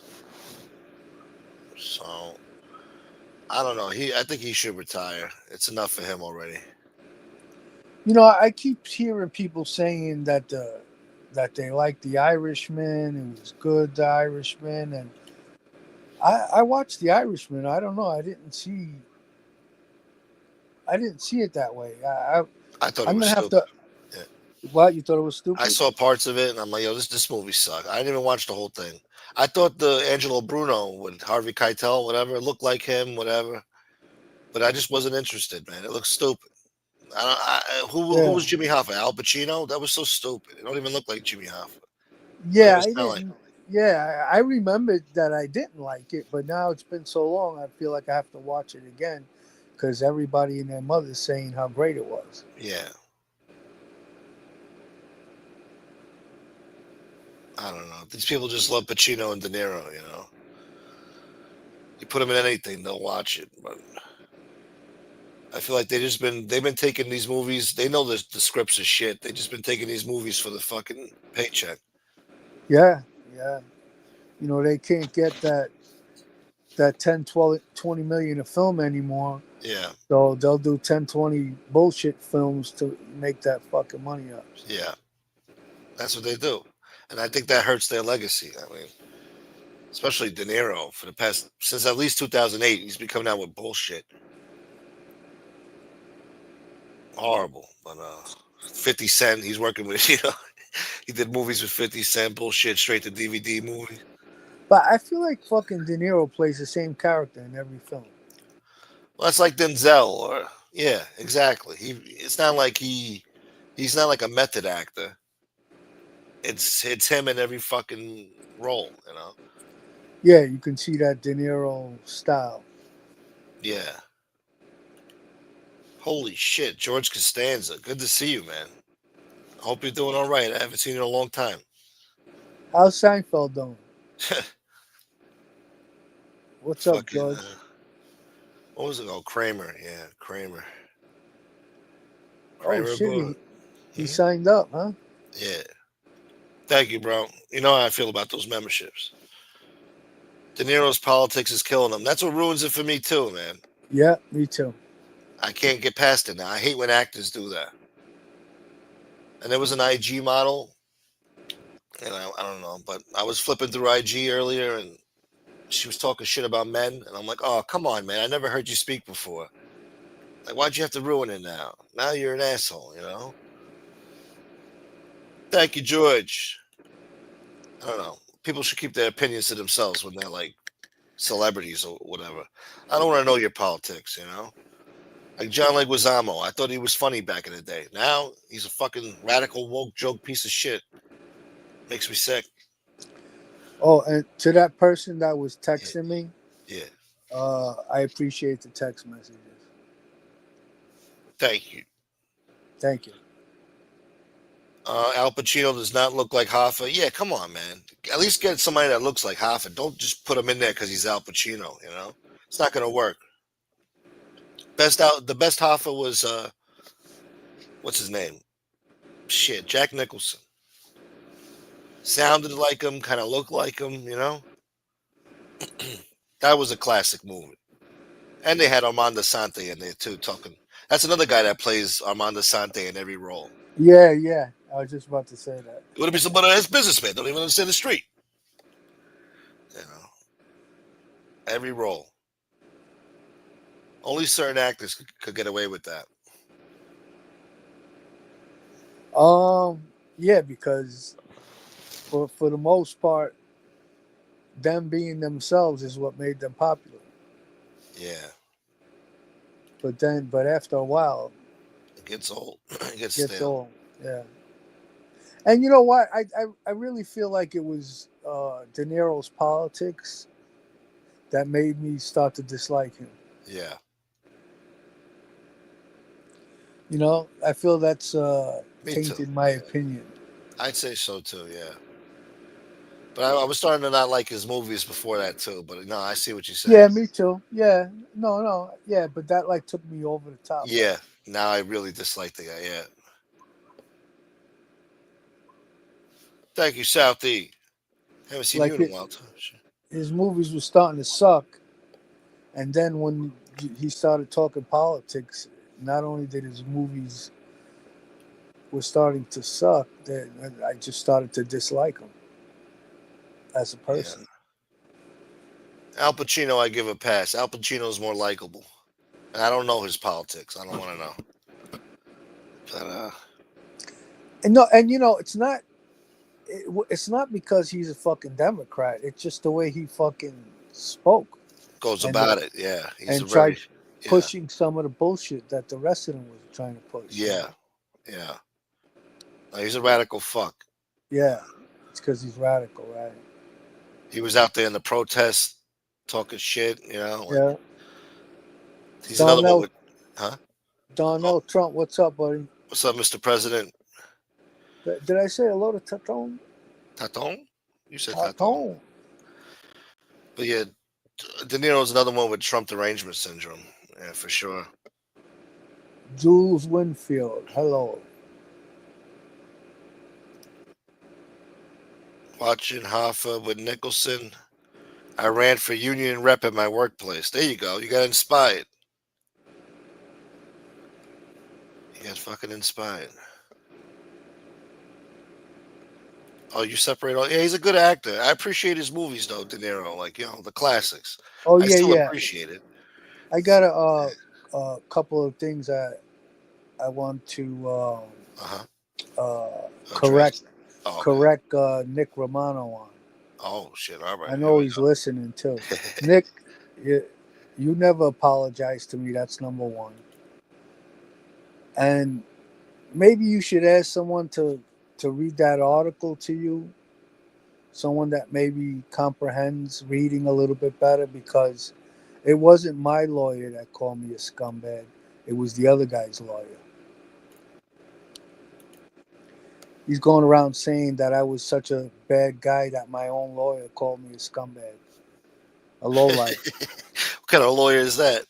Yeah. Meanwhile, it was my co-defendant's lawyer, Tony Muscatello, that was calling me a lowlife. Oh, It wasn't my lawyer. so you got it switched up. Yeah. Your own fucking lawyer doesn't like you. Is that what he was saying? Yeah, if it was my lawyer, I would have fucking stuck my foot up his ass. Or at least fire him. Yeah. Yeah, What up, Doug J? you know what I mean. Yeah, yeah. No, you don't talk like that. Who is that? Doug Jack? What is that? Yeah, What's up, Doug Jack? Is that what it says? My fucking eyes are yeah, blurry. Doug Jack. Yeah. All right, my bad, my bad. Malik, what's up, Malik? De Niro comment made me think with Al Pacino. Oh, what AI today? with AI today, you never know if the videos you're watching are real. Oh, they don't Yeah, need the actors anymore. no, that's coming to an end too. They're gonna bring back a lot of dead actors to Yep. make movies, and AI is Yep. gonna write the scripts too. They're gonna put screenwriters out of business. We're in for a weird future, man. Companies are gonna save a lot of money. They're already coming up with automated trucks too to deliver goods, 18 wheelers. They're gonna put the truckers out of business. Yeah, we're in for a lot of fucking protesting. That's all they know how to do. Fucking A lot of protest. protesting. They No, I protested for mean, the wrong shit. yeah, I mean, soon as they start fucking eliminating jobs, Yeah, people gonna fucking come together and start fucking protesting. they're already flirting with it. These factories, Amazon, they got the machines working instead of the employees. They coming up with new fast food joints like McDonald's was experimenting with contactless, basically all automated drive-throughs Yep. where it's all done by computer. The robot is the chef, the cashier, and the fucking whatever the fuck.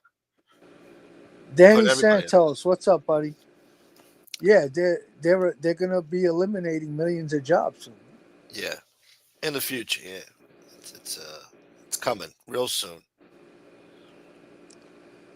Well, they better fucking do something. They better just start raising the wages for the jobs that are left. Yeah, I don't know what they're gonna do. They're telling people to have more kids out there too. You believe this shit? I mean, I don't know. Yeah, more kids. I don't. Yeah, I guess I'll be long gone before all of that happens. Yeah, I mean, maybe not. Maybe I'll catch the beginning of it.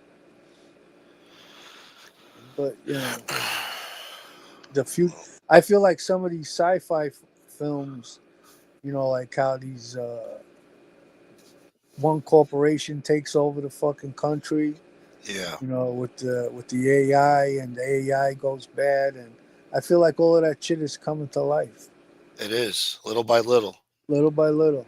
Art imitates life sometimes. Well, a lot of the time. Yeah, I mean, look at the Jetsons, that Yeah, cartoon. and Some, that came out what in the 50s, 60s. yeah, and now all of this shit is fucking. We got It's all getting, that shit. yeah, We got the flying car. We got the flat screen TV. We got the fucking what do you call that? The FaceTime calling, yeah. flying cars, all that shit. I'll Yeah, tell you one thing, but um, Uber and Lyft, those companies, yeah, I think they've made it fucking like if I go out anywhere, I won't even take my car. If I'm gonna go have yeah. a drink, if I'm gonna go have a drink, I won't take my car. Smart. There's no excuse nowadays. You The know. the Uber is so fucking convenient. You Yeah, literally just fucking hit a button on your phone and you go outside and he's waiting for you. You it's know, crazy. Yeah. and it's better off paying the money for the Uber than getting pulled over.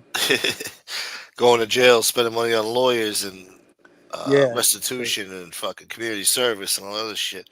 yeah, they don't let you go no more. As soon as they think you fucking, even when they don't think you're drinking, they still arrest you. Yeah, I hate that shit. Or even if you're under the limit, you blow a 7 instead of an 8. You blow a Yeah, 6 or a 7. They uh, still you fucking take. you blow zeros, they think you're smoking weed, Yeah, and they take you in anyway. lousy bastards. No, you're It, definitely impaired because you did the test and you failed. I I think would you. Yeah, never take that test, sober or not. but then that's automatically you go to jail and I No, I'd suspend let your them license. give me a blood test, give me a breathalyzer. Yeah, You know what I'm saying? Like I'm not going to take that test because that test is designed for you to fail. it's bullshit. Every cop will tell you that. Every lawyer will tell you that. Yeah, It's basically you're trying your best at a test where they're just going to fail you anyway. on your physical ability. You're talking about that shit like walk on your tippy toes and Yeah, yeah, shit like that. Yeah. yeah, Not everybody could do that, you know. What if you're bow legged or some shit, you know? You can't fucking. Listen, I got pulled over the not too long ago, and the cop's excuse was my license plate light was out, and my license plate light wasn't out. He just pulled me over and fucking gave a bullshit excuse to pull me over. They prey on people to write tickets. At least they used to around here, I'm and like, that what the? they stopped. Yeah, Yeah, I'm like, what the fuck is this guy talking about? I mean, if my license plate light was out, it would say it on my fucking dashboard, and I went outside and I checked, and it was fucking working. yeah, They just make shit up now, to pull you yeah. over. Have an excuse. Yeah, they used to do that around here fucking years ago. Ever since the pandemic and all that shit, they stopped. And they better, if I get pulled over, it hasn't happened yet, but if I get pulled over and they start asking me, hey, where you coming from or where you going, it's going to be a problem. I hate that shit too. I saw some shit like that earlier on Instagram. Fucking cops asking a lady, "Oh, where you coming from?" And the lady's like, "No, it's none of your business." And then the Yeah, cop's like, "Do you have any weapons in the car?" And she's like, "None of your business." And I'm like, "Well, no. First part you were right. Second part you were wrong. It is their business if you have a gun in the car. First part, asking me where the fuck I'm coming from, that's got nothing to do with you. What the fuck you asking that for? I don't know why they asked that question. I don't like that it's question. when they start asking you questions like that, they already have made up in their mind that they're trying to get you on something.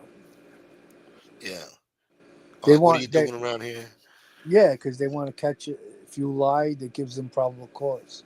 Yeah. If you say something the wrong way or you stutter or something, Yeah. it gives them probable cause.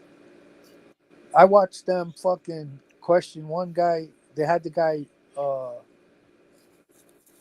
this cop told the guy to come in the car with him while he was writing the ticket, and That's was stupid. fucking asking him all of these fucking questions, and then still fucking wind up calling for a dog to sniff his car I and kind of test remember it. this. Yeah. Yeah,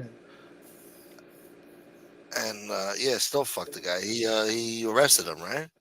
yeah, Yeah. and He was and talking and to him like and he was his buddy. yeah. That was And so then fucked up. Yeah. then there was another guy asking the guy, where you coming from, where'd you go, and the guy was told him where he was coming from, where he went, Yeah. and there's license plate readers out there, and all the cops do is go into their computer, and it'll show every time your license plate was picked up on one of those cameras. So the guy was saying, "Yeah, well, what were you doing over here? And what were you doing over there? You didn't tell me you drove into wherever the fuck he was saying." So basically, the guy had uh, a map of everywhere this guy drove to, Wow. based on those license plate readers. That's so fucked up. Big Brother's watching, definitely. Yeah. How come you didn't tell me you stopped in Arizona? Yeah. Then the guy doesn't know what the fuck he's talking about, and he's still trying to lie. Then he'll say like, "Oh yeah, I think I did stop there." And then, well, what about Texas? You stopped in Texas also. I thought you were just coming from Arkansas and going to California. It's a fucking crazy. No, you can't get away with shit no more. They make it real hard, man. You And gotta be all of real that, slick. and all of that is just so they can get probable cause to search your car. Yeah. Motherfuckers. Where you coming from? Yeah, as soon as they Lying to say me, boy? that, Yeah. I gotta tell them respectfully, I won't insult your intelligence. Don't insult mine. No, no, no. That sounds guilty. You No, I sound like don't you're tell them guilty. straight out. I watch too many Yeah. YouTube videos. No, actually, what I would say, let's keep the conversation to the scope of the stop. Yeah. I've already prepared myself for that. After that fucking pullover for no reason.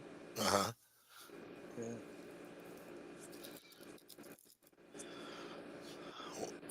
fucking Plus, cops. I do watch too many YouTube videos of all these crooked cops doing shit to get people in trouble, Yeah. No, it and they happens. don't care. They don't care. They'll destroy your life just to fucking get the pinch. They don't know you. They don't give a shit. You know, It's just another day at work for them. and they They don't think even it's a know if joke. you're guilty or not. They're just fucking No, fishing. no, yeah. No, they're trying to earn that fucking pension, whatever the fuck. Get that Yeah, quota, I boy. mean, Gotta get a now collar. now you say you're gonna, invoke your Fifth Amendment. They think you're fucking hiding something. They Yeah, makes them investigate harder. yeah. No, you can't do that. They don't like that shit. You know? No, but you don't have to help them with their own investigation. No, you don't have to admit to nothing. You don't even gotta No, talk to them, really. But, if you got nothing to hide, it doesn't hurt to be polite and just say, no. respectfully, See, the thing is that it doesn't matter what you say if they've already got their mind made up. yeah, You understand that small talk shit don't mean anything. That just tells you that this guy's he's fishing and he's trying to get you to say something to give him probable cause. So that's why you shouldn't say anything because regardless if you have anything to hide or not, because it doesn't matter. That cop yeah. already has in his mind that he wants to twist something around to get to search your car. You want to do as least amount of talking as possible with these cops, just Absolutely, yeah, one word answers, and whatever the fuck they're gonna do, they're gonna do. yeah. But Just be honest with them. Say, hey, listen, I watch too many fucking bad YouTube videos.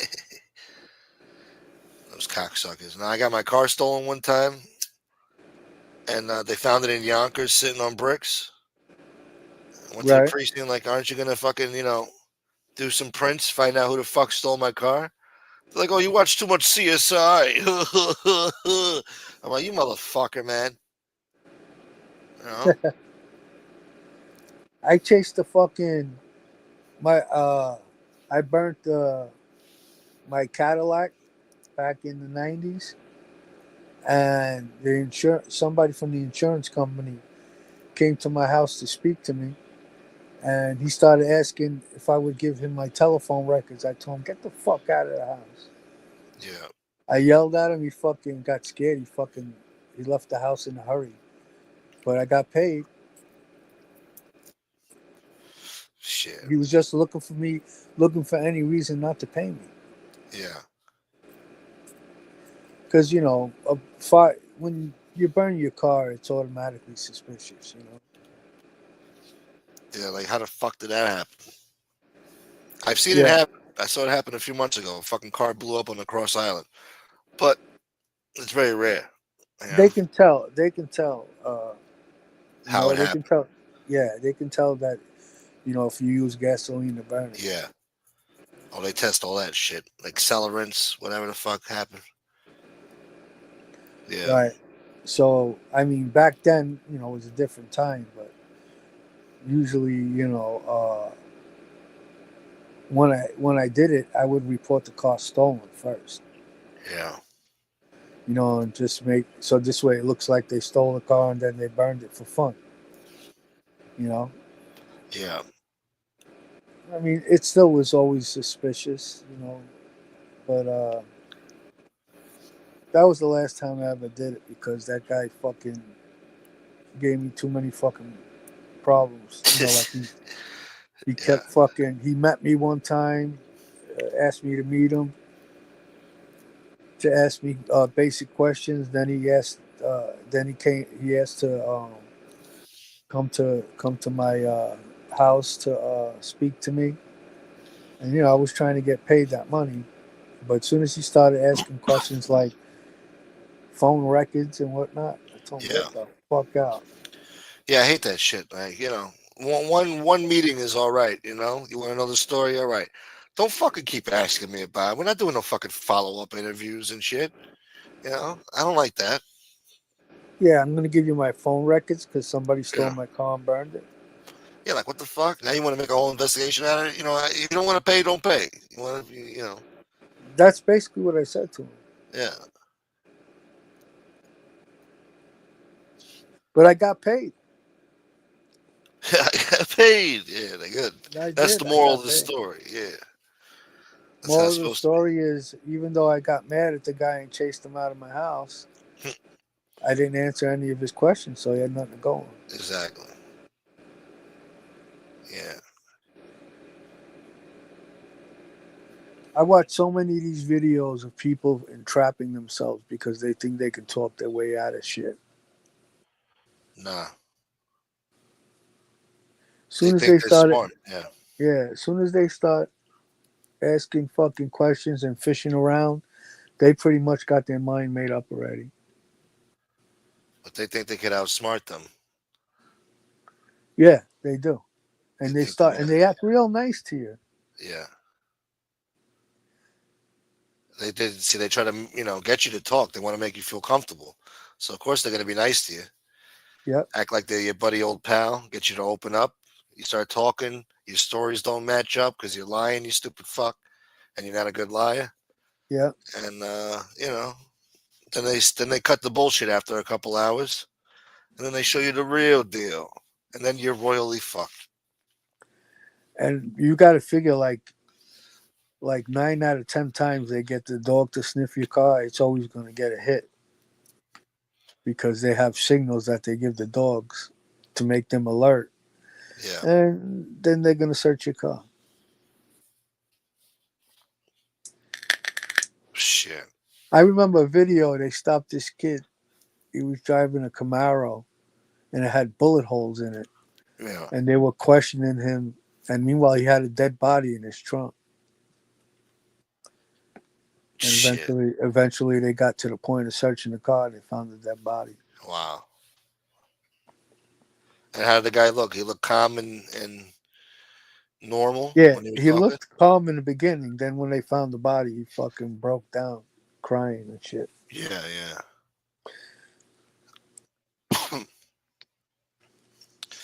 I got a story that comes to mind, but I shouldn't tell it on here. It's just a stupid story. It's not a big deal, but Go ahead. no, because you said earlier, like, oh, the cops appreciate honesty. So one time I They was hanging don't out. appreciate honesty. Almost sometimes they do. Oh, Fucking. One time I was hanging out with my friend, and he told me a story. Like earlier in the day, he was at the park, and the cops were fucking with him, the detectives, him and his friends, our yeah, friends, and they bagged some of our friends, but I guess they didn't have enough fucking room to bag everybody, right? So the cop tells my friend, like, I'm gonna see you later. I'm gonna get you later. So my friend's like, whatever, fuck you. So he picks me up later that day, and we're driving, and I don't know how, but the same detectives they pull up next to us, but I didn't know they were detectives, right? And I'm smoking weed, whatever. We just rolled up, and these guys are grilling us. So I'm like, what the fuck? I'm like, what the fuck you looking at, right? All of a sudden, he puts on the light, whoop, whoop, whoop, flashes the badge, right? Pulls us over. So we had like an ounce of weed on us. So we put it like in the center console, like in the back where like the ashtray was. It was like a 96 Maxima. It had an ashtray that if you pull out the ashtray, inside was like a hollow inner yeah, console. So you could yeah. put shit in there and you just put the ashtray back in and you're good. So cops pull us over. I guess one of them was a rookie. The rookie's on me. But the guy that threatened my friend earlier, like, I'm coming back for you, that was the same guy. And, the car reeked like weed, obviously. So he's like, where's the weed? Where's the drugs? Where's the guns? And cops fucking patting me down and shit, asking me what we got. I'm like, we ain't got nothing, man. We ain't got shit. So the other cop is putting my friend in cuffs, right? And so I'm like, listen, man, I just got a fucking clip in my shoe. That's it. So the cop's like, show me. So I take off my shoe and I had the clip in there. And the cop turns to the other cop. He's like, hey, man, let him go. No, no, this kid was honest. This kid was honest. And the cop told my friend, he's like, yeah, you should thank your friend. At least your friend was honest. And fucking, they got back in their squad car and drove away. How are you honest? You had the weed in the fucking console. No, no, well, exactly. But I fessed up to the clip in the fucking shoe. So that was that's that was good enough for them. They stopped searching us. Oh! You fessed up to The clip having in my shoe. Yeah, the clip of what, the joint? yeah. So that they thought that was good enough. So they Oh, let me okay. go. They told me to step on it. I stepped on it and we drove off. We actually went back for it actually to pick it up later on and roll it up with some other shit. No, we did, but So it because we paid just off lit for it you. up, so we're like, yo, what the fuck, man?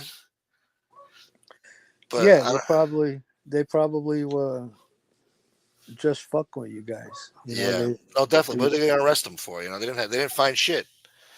They wouldn't have found shit if I didn't fucking, but I didn't want my friend to go to jail. So I was like, yo, fuck, man. They're about to bag us. Let me just fess up to this shit. Hopefully it's not a big deal. And it wasn't. So, Yeah. So uh, you basically took the fucking weight for a pinch. I mean, for a roach. yeah, for a little road. But they didn't do nothing to it. They let us go. They just told me to step on it. That's all. I got Yeah, lucky, man. I'm only fucking with you. Yeah, yeah, yeah. I would have done fucking a whole bit. Yeah. Nah, you would have Nixon got Maxima boy. Yeah. you would have got probation Yeah, who knows? if they found the other For a weed. little clip, yeah, fuck them. They actually put a fucking fake marijuana charge on me. They wrote me a summons for it, and the judge dismissed it. Yeah, they smoked weed in the car, and I fucking, I had the shit in my shoe. They didn't find nothing. Fuck them. Right. They So they wrote gave you a ticket for smoking weed, but they didn't find any weed. no, they didn't find shit, but they wrote me a weed possession summons, whatever, and a knife. I pled guilty to the knife, and I don't know, what was that like $100 or something? It was bullshit. But yeah, Yeah, they now you hear the cops, they tell you, no, we're not worried about if you got a little bit of weed in the car, yeah, They just want, but just tell us the truth. Yeah, I got a little bit of weed. yeah. I would have been sharing a cell with Tommy Sticks. God damn it. Yeah, I guess he got shelved too, huh? Yeah, he got caught talking to the wrong people. Yeah, uh, I don't really have anything bad to say about the guy.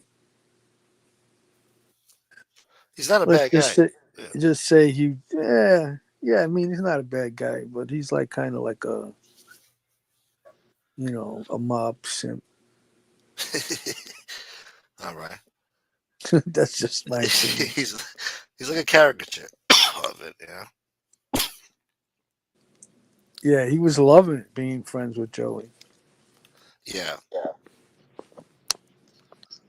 I mean, look, Joey had a hit show. I heard about Joey kicking fucking Snuff's fucking food out of his hands or something. Twice he did this, at least that I've seen. The first time he kicked the food, he had like a little those little cartons of mozzarella sticks. Yeah, Kicked it out of his fucking hand. The shit went flying across the room. Then the second time was even worse. I guess Snuff is at like some Joker poker machine at some fucking check cashing store. And he walks in like, "What are you doing, motherfucker? You're supposed to be working." And he slaps him in the face, and like the ice cream got caught in the middle of the slap, so he kind of like mushed the ice cream in his face like real yeah, hard, and the yeah. ice cream hits the floor. Now, ice cream these days, I don't know if you bought ice cream, but it's a little expensive. It's fucking, that was about a $7, $8 fucking ice cream cone right there. I don't know. What? How did it wind? Why would they put it up? They think it's funny. It's like a shtick they do. Now he's starting Listen, to abuse the kids. See, now he's starting to put his hands on them. See, now that's a level of disrespect. He wouldn't do this to Crazy Phil, would he? Scared no, shit that's what Phil. Yeah, I was just about to say. Is that I know a lot of guys that used to do that to people, but usually the people they did it to were assholes. yeah, They're not going to do that to a stand-up guy. yeah. I couldn't see him acting that way. And when he was boss in the '90s, whatever, I couldn't see him acting like that. No, Yeah, well, I don't know about kicking fucking food out of people's hands, but I used to see JoJo yell at a lot of guys. That's one thing, though. If you're a captain or whatever, if you're in a position, you got to bark at people sometimes. I guess it's. Yeah, people used to fucking beat me to ask me what kind of mood he was in So they don't before bother they, them. Yeah, on the wrong like, day. because they know he was going to be coming to the club Yeah, soon, so they want to know what kind of mood he was in. So this way they they can leave early before they leave get. early Yeah. or tiptoe around them. Why? What would he say to these guys? Like, what the fuck is wrong with you, huh? So what the? I don't know. What would he say? I mean, I don't remember like specific words, but he would fucking yell at them. He used to. I'm telling you, he had fucking guys like fucking Johnny Bino, Ronnie One Arm, fucking stuttering. And what under what circumstances is he yelling at them? Are they playing cards or are they Just sitting? no, probably something that they were supposed to do and they didn't do it yet, or you know, yeah, like you'd see him yelling at them, but they'd be off to the side, so you couldn't hear every word. Yeah. But yeah, he just get mad. He used to get mad over dumb shit. Hey, did like Bino? Did you go see? Uh, Let me see. I'll just use words, names. They have nothing to do with the comment. Did you go see Jamesy? No, I'm gonna go. Blah blah blah. Did you go see Jimmy Boy? No, I didn't see him yet. What the fuck did you do all day? Shit like that. He's right. Yeah. Oh, he was right. No, he He wants was shit. He wants right. shit done. He wants shit done now. Yeah. People procrastinate. I procrastinate sometimes. But Yeah, he used to always break Johnny Bino's balls. Did you go for your nap today? what? Because Johnny Bino used to take a nap in the afternoon. Is he taking a siesta? But he was out like all from the morning, till fucking night. But he used to go home around like 4 or 5 o'clock, take his little nap, have You took dinner your with, nap today? yeah. And Joe used to break his balls. Serenity does that shit to me. No matter what time of the night it is, he'll be like, "Good morning, Gunsmoke." He thinks I sleep all day. This motherfucker. He thinks I just woke up. Yeah, Yeah, so he breaks my balls like that. So that's funny. JoJo said that. yeah. He used to break balls a lot, keep people on their toes. He took a siesta today. Tony Look, see, Pizza wants to come on. they're starting to come back from Angels. She's probably done ranting. Fuck all he is. I heard JoJo was way cooler than Nikki. Um, uh, You got to think about it. yeah, because they both weren't very social guys. Uh huh. You know, He yeah, wasn't a I don't know. happy-go-lucky kind of I guy. don't know. I don't know if I would categorize it as cooler. I'm cool. Maybe I don't know. I can't even say more lenient because he wasn't that lenient, but maybe. Yeah. Sounds like a drill sergeant. I mean, this guy sounds like a no nonsense And kind of and guy. plus What the fuck? and plus I didn't have a lot of interaction with Nikki. Nikki, he had his club in Brooklyn, and we were in our club was around the corner from. The reason why I even saw Nikki a lot of the times were because he was going to his mother's house and his father's to visit, and I happened to be there with Joe. Um, or like at a function, a wedding, whatever, an engagement, at Yeah. the parties. But other than that, no, I spent all my time with Joe. And what was he so angry about? It sounds like he was angry a lot. What's his problem? He got a lot of stress, that was a stressful job he had. From the law, or from the guys, or what? From the law, from running the family, running his own guys, you know, a lot of shit going on every day for him. If things didn't go the right way, he'd get mad. Shit. You know, Sounds like a sometimes stressful job. if we had like if we had like too many cars like parked out front of the Yeah. club, double parked and whatnot, he'd fucking blow a gasket. What is this, a parade? Yeah. What the fuck's Yeah, going on out there? I got in trouble for fucking parking my car in front of the club because I had uh, a Lexus GS300. I just got it. It was a '94 Lexus You GS300, balling. Yeah. and it was black with the chrome wheels, Nice. and he thought it was too flashy to park in Shining. front of the club. Yeah. So he got mad. It's like, stop parking the car in front of the club. Bring too much attention, you know. Yeah. It's got all the bells and whistles on it. Like, look at me. You Yeah, don't want right. that. Shit. Move Yeah, that he didn't fucking want. car. Yeah, because he was going through his toning down thing stage, you know, like he was Yeah. very you know, he wasn't into driving the fancy cars anymore. Uh-huh. Um Shit, I remember in the 80s when I was a kid, all you saw was fucking Benzes and Beamers. That was it. And they were fucking parked all around the front and Really? Yeah. yeah, yeah. And then, you know, obviously, you know, Rico came into effect, and then he started changing. Even he had a big fucking 500 Mercedes. He had a lot of cars. Yeah. BMW 6 Series, So you they know. were into those type of cars back then, huh? I Yeah, thought that was yeah. only like in the hood, like Harlem, Uptown. No, they were I into thought that. I thought they were more into like Cadillacs and Lincolns and shit. They started getting into the Cadillacs and the Lincolns like in the late 80s, Yeah. into the 90s. Um, but before that, yeah, everybody had fucking Benzes and convertible Benzes and Those were the best eras for that too, man. The big body Benzes and all that shit with yeah. the Plus satellite it was wing on the back. plus it was easier to tag cars back then. Yeah. You you know what tagging a car is, right? Switching the VIN, right? Something like that. Yeah, yeah, yeah. It was easy to get away with that back then. So Yeah. a lot of those Benzes and shit were tagged. Motherfucker.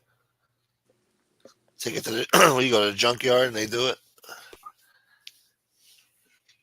Um, no, you basically you'd buy, you know, like a wrecked fucking Benz, and then find the exact color Benz Oh yeah. and switch the tags. And usually the body shop would do that. Shit. But yeah. So then, like in the late '80s, he started driving Lincolns and Cadillacs. You can see he was driving a Cadillac in that famous photo with John John. Cena. Yeah. Yeah. And he's laughing. He looked like he was having a good time there.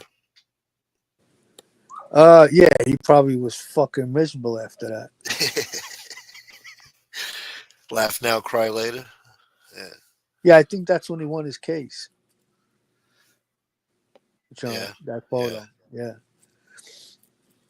Probably. Yeah. You ever see when John wins his one of his trials and you hear a big yell from the background? Yay! Yeah, I always thought it was like a homeless black guy, and my friend's like, "No, no, that's an Italian mob guy." I'm like, No, really? that was JoJo.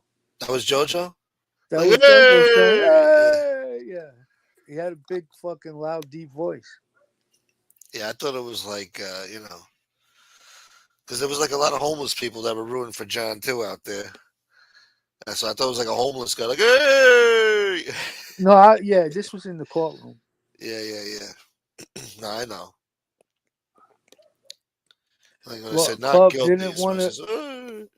one of the Carrazos hang out in a club in Long Island, Howie. Not during my time. Scandals. I mean, there was places that they may have stopped by, but as far as like hang out in, not any that I know God damn it, nightmare! I don't want to talk about it. of. So, Yeah, yeah, getting back to that, who is nicer? Uh, I can't, I couldn't, I can't make that decision because they were both pretty tough. tough bastards. Yeah, like, yeah, you, No nonsense. yeah, I mean, So did you even like working for him? I mean, you gotta, take him around and shit.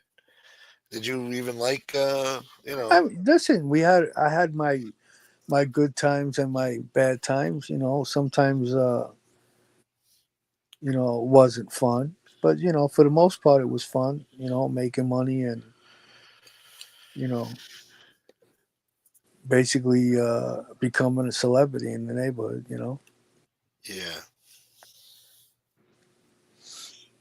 nightmare? Don't you ever apologize to me ever again? You ain't got nothing to apologize for, bro. You already know what I think about that bullshit. It's stupid. I don't want to get people riled up. Might come out wrong. Yeah. I would Yeah. I would imagine there was definitely a lot of people that hated me because I was so close to them. Yeah.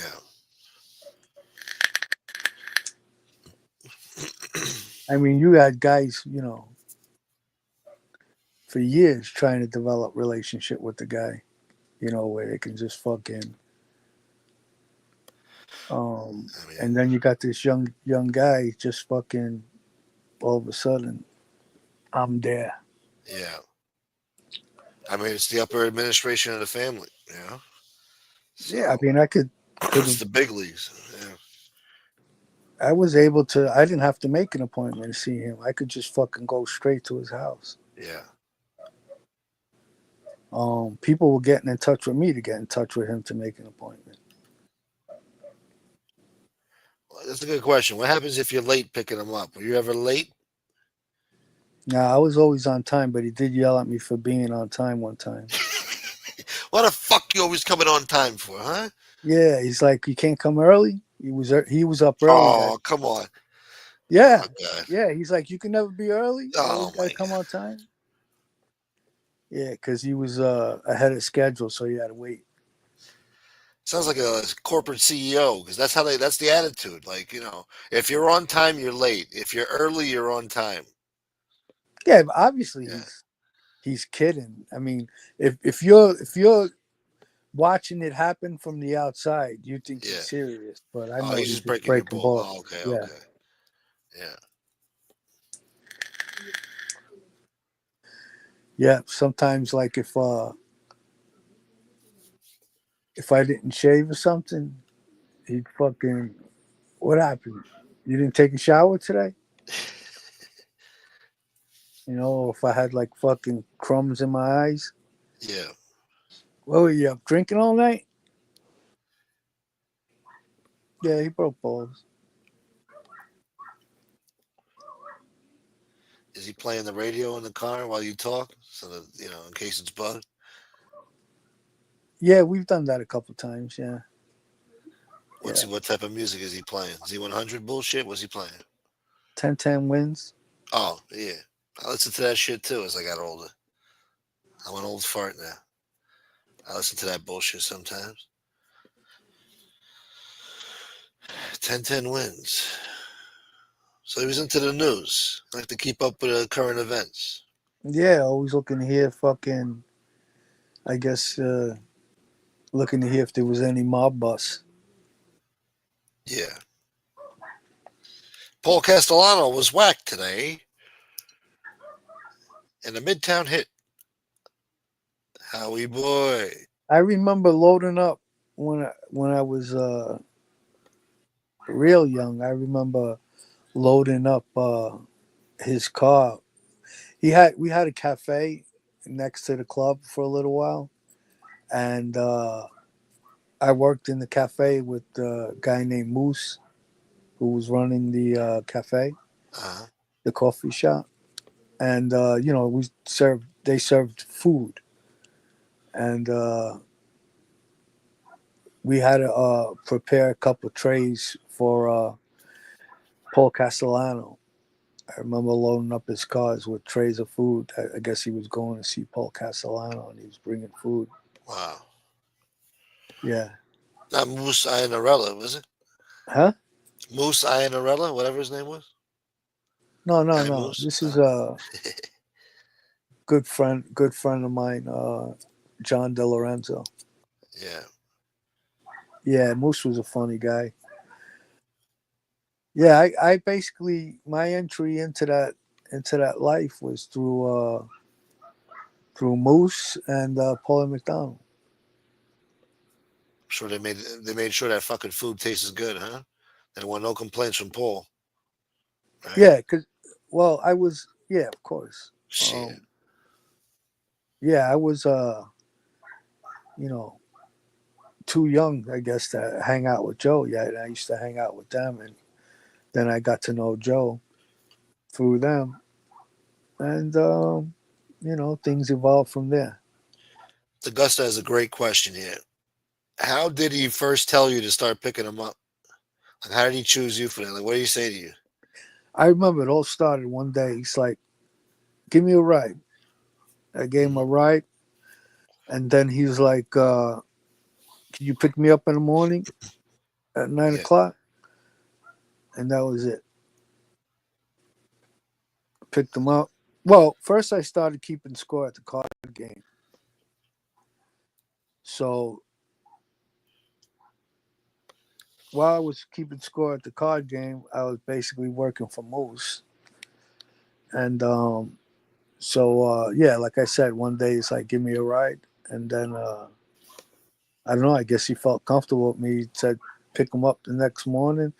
And basically after that, it was, I was driving around a lot. And then it just became an everyday thing. Yeah. And then Moose, I don't know why, he left. He wasn't running the social club anymore. So JoJo asked me to run it, Nice. and yeah, and then just things took off from there. So that was a little boost, right? Yeah, and then now I was a partner in the club with the card games and So the you're making decent machine. money, right? Yeah, the machines and driving him around every day, and then eventually he taught me how to. He told me that I should start, shylocking, and he taught me how to do that. I started shylocking, and then he told me to go see Bobby and to set me up with the sports. And next thing you know, I'm a loan shark, bookmaker, running the club, driving him around every day. So when they put you in charge of the club, what you saved up your money and then they put you in charge of the they made you a loan shark after you saved up your money or what? No, no. When you're a loan shark, you get the money from someone. I got the money from Oh, him. oh, Yeah, okay. So he's putting it out there. he puts So up the money, and you we're get a partners. point, he gets a point, right? Whatever. Well, we were partners. Yeah. So it depended. Large amounts you charge less juice. Small amounts you charge more. Shit. Yeah, he told me how to keep the books. And who taught you how to do heists? The Gus Oh, has got the best questions. Yeah. that I did on my own. Well, I started out fucking robbing cars and shit like that, and whatever opportunities came up as a young kid. And, then as I got older, the scores became serious. Well, what happened was is this guy used to bet with me. He uh he had a score, and he needed someone to tie up the security guard. So me and my a friend of mine wind up going on the score with this kid, and then went on another score, and I decided that I wanted to keep doing scores. And one night he did a score without me, and I went to the spot where I know he drops off his load, and caught them unloading the truck. So I told him, "Come meet me by my house when you're done here." So he came. I had Toddler Barker was in the car with me, I believe. So he came and met me around the corner from my house, and I had a stickball bat in the car, and I broke the stickball bat in half to make it into a point, and I put it up against his throat and told him that from now on, whenever he goes on a score, I'm a partner, Yeah. and that's how I started doing the scores. You know, more often, Yeah. and then the word gets out, and people start coming to you with with information on scores. Nice. What, to like repay a debt or something? Or like just to get like a piece of whatever, you know? Yeah, if a guy gave you a tip on a score, you either gave him a percentage or he was a partner, Yeah. depending on the person. If the guy was a respected guy, normally you're a partner. Yeah. If a guy wasn't as respected, you'd settle on a percentage.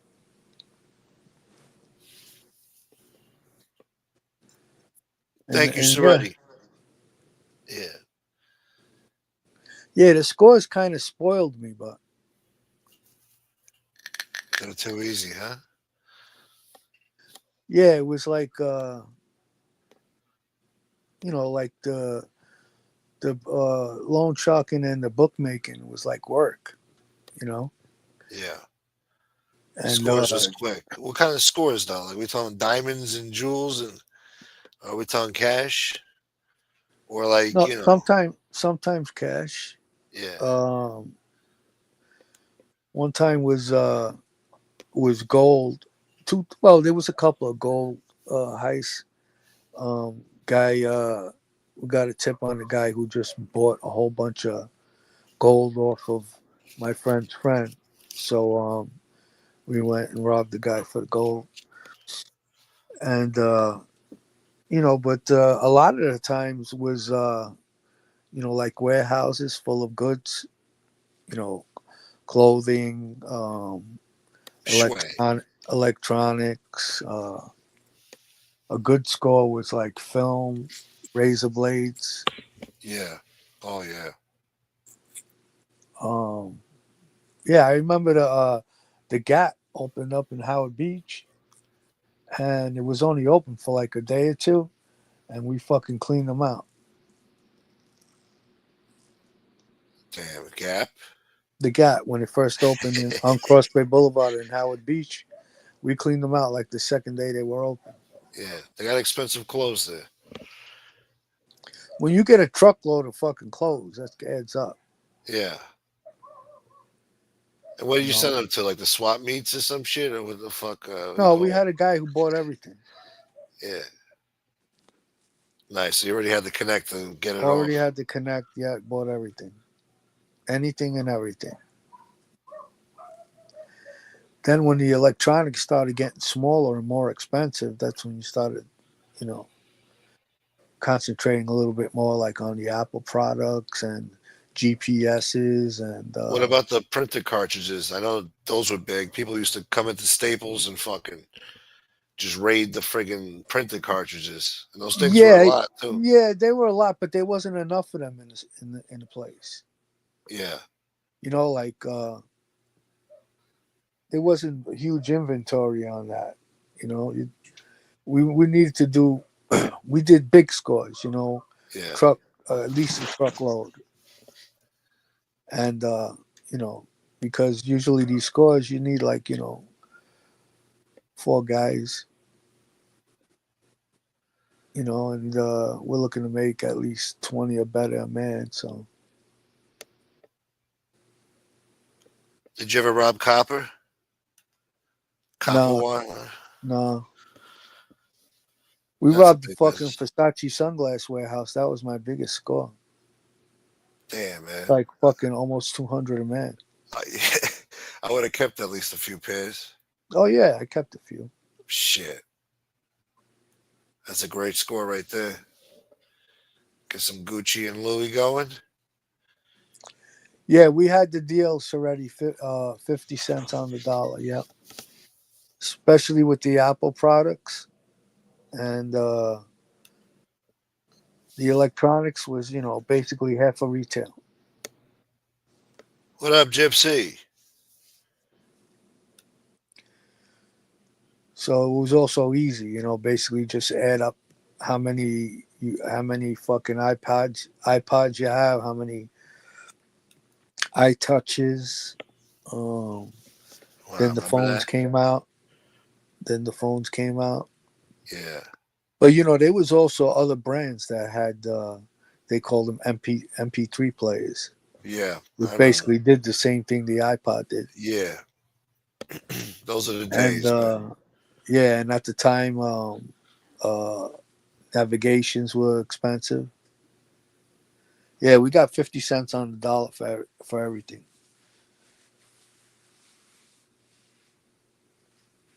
Fuck. Sometimes some stuff that wasn't as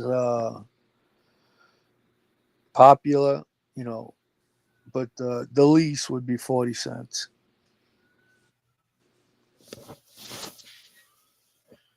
How long does it take to sell the sunglasses? Um, it took because we didn't sell it. We didn't the sunglasses score. We didn't give to the guy. Uh, to the guy who took everything. We pieced it out to get more money. And do they hold on to this Instead, shit? yeah, we held on to it. It took us about maybe like a month and a half to get rid of everything, piecing it out.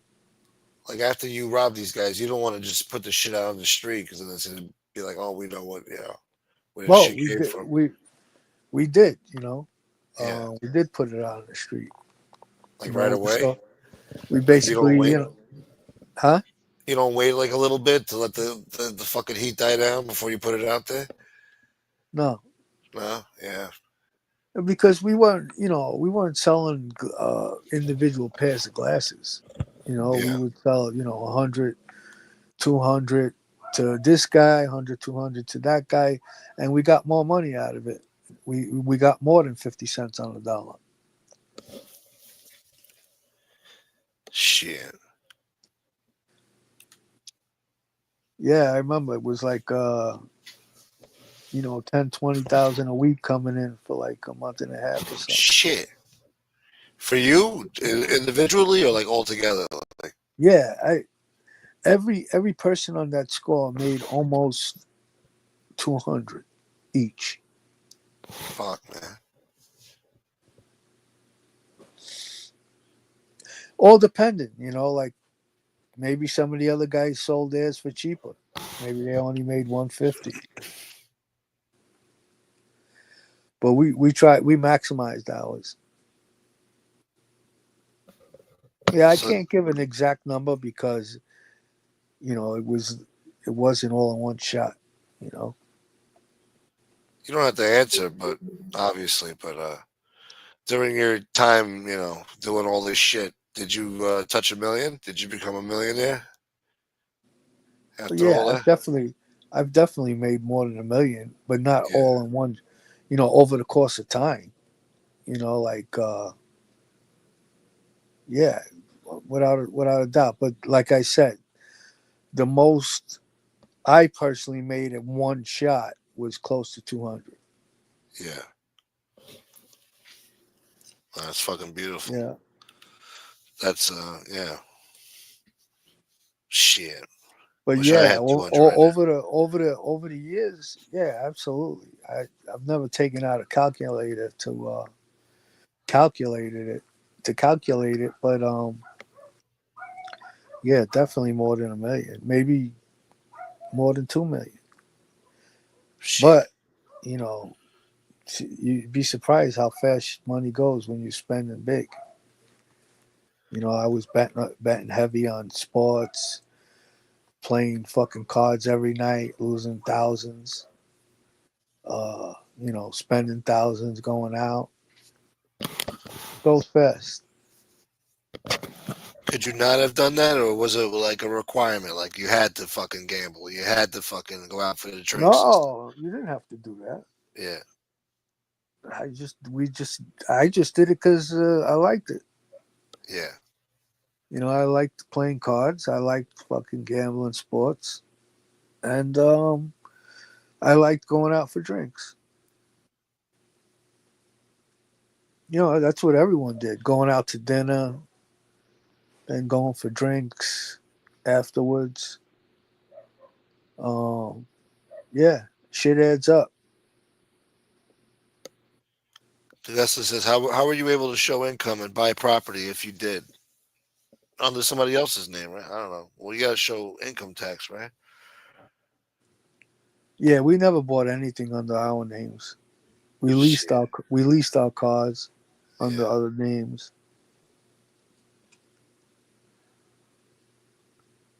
When I got into the real estate, we mortgaged houses under other people's names and then sold them. Straw buying, that's what they call it. I've heard this before. Didn't you get into a car Straw buying, accident? huh?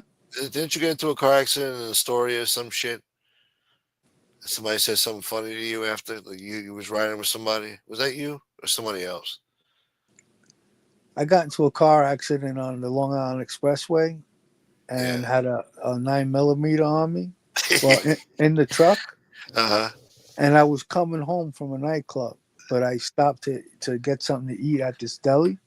I got a bagel with, I think, a bagel with chicken cutlet on it, All right. and and I parked the car and I ate my sandwich. God, I was starving, and then driving onto the Long Island Expressway, the car in front of me was going slow, so I went to go around it, and there was a fucking Porsche, an old Porsche, stuck on the side of the road. Ah. So when I went to go around them, I saw the Porsche, but I went when I couldn't get it back in time, and I hit the Porsche, and my truck. I had a Cherokee at the time. Went up on two wheels, like it's like I drove over the fucking Wow. the Yeah. Porsche and went up on Yeah. two wheels, then came down, spun around, and hit the divider at LIE. So I'm there. The cops come, big accident scene, and they're like, can you call someone to pick you up, meet you at the exit? We'll have the tow truck driver, take you to the exit to get your ride because it was totaled the truck. Yeah. So I had my pistol underneath the back seat of the Cherokee. They had a little compartment, and so they said it was cold out, so they told me to take a seat in the police car. Uh huh. So I called the cop. I said, "Hey, before they tow my car, could I get a few things out of there?" And he said, "All right." I went and I put the fucking pistol in my waist. And I went back. I'm sitting in the cop car with a gun on me. Jesus Christ. But I was thinking if I leave the gun in the truck, they might find it at the body shop. They might call the cops, and So I took a Yeah. shot. I felt like they were done with me. They weren't. They didn't even ask me if I was drinking, and Wow. they I pretty much was just hanging around until the tow truck got there so they can give me a ride off the exit. And I sat in the cop car with the pistol in my waist.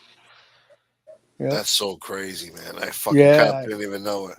we were laughing about that, man. Damn. You couldn't ditch And it I before they got there?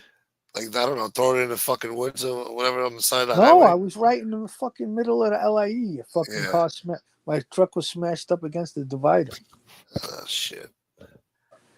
You know, and I guess I got knocked out for a second or two because back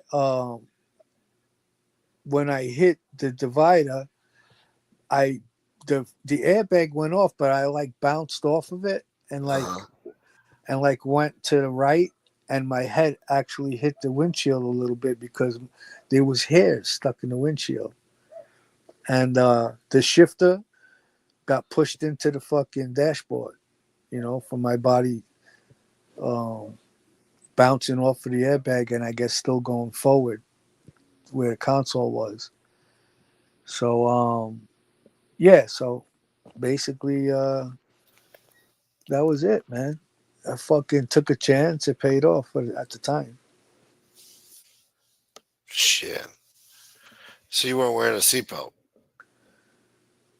No, Yeah. no. Yeah, that was stupid on my part. I always wore seatbelts after that. One time, fucking with my Lexus, I was fucking flying down 91st Avenue in Woodhaven, and a fucking guy. Uh, I went. I was the light turned yellow on my end, and the fucking guy, as soon as it turned green on his, he took off and he Yeah. clipped the back of my car, and I fucking spun around about fucking 6, 7 times, and start look back. I see the fucking guy had this like old Cutlass, and the hood was up in the air. Oh. So I put the car back in the park, and it started up, and I just drove away. Yeah. Yeah, Fuck that. Yeah. Nah, I feel you. yeah, because I was fucking drunk. Yeah. We're driving back from a fucking nightclub. We got a couple of girls with us. We're going back to my friend's place, Yeah. and yeah, the fucking when the morning came and it was time to go home. When I went outside, I was like, "Fuck." Then it set in that I fucking just got fucking creamed in the rear of the car. Yeah.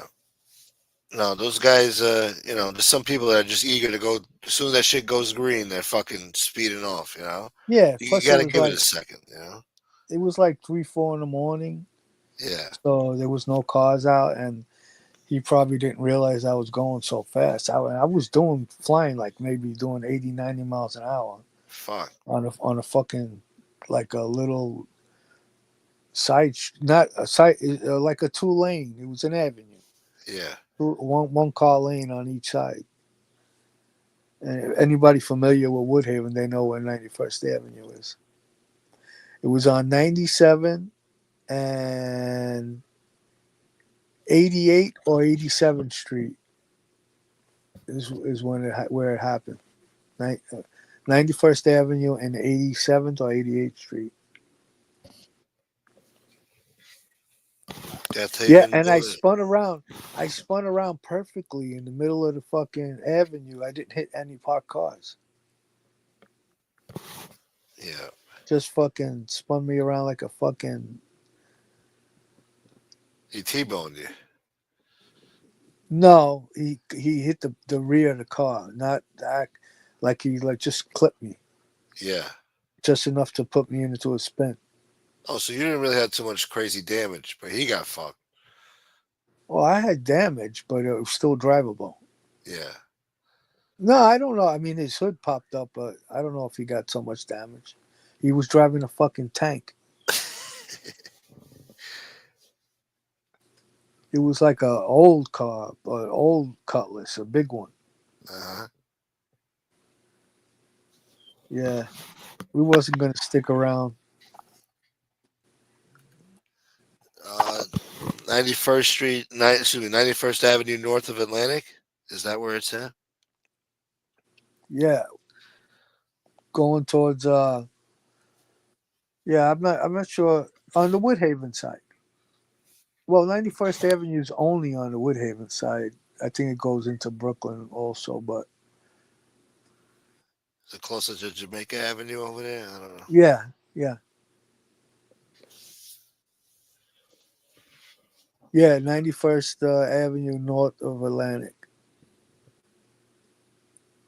When you were speeding, right? When you were drinking and speeding, what were you listening to? Are you fucking pumped up with some fucking music or some shit? Or what the fuck are you speeding? Yeah, yeah. I don't know. We were fucking either listening to like fucking house music or techno or something. I don't Yeah, know. I wasn't into the fucking hip hop, so. yeah.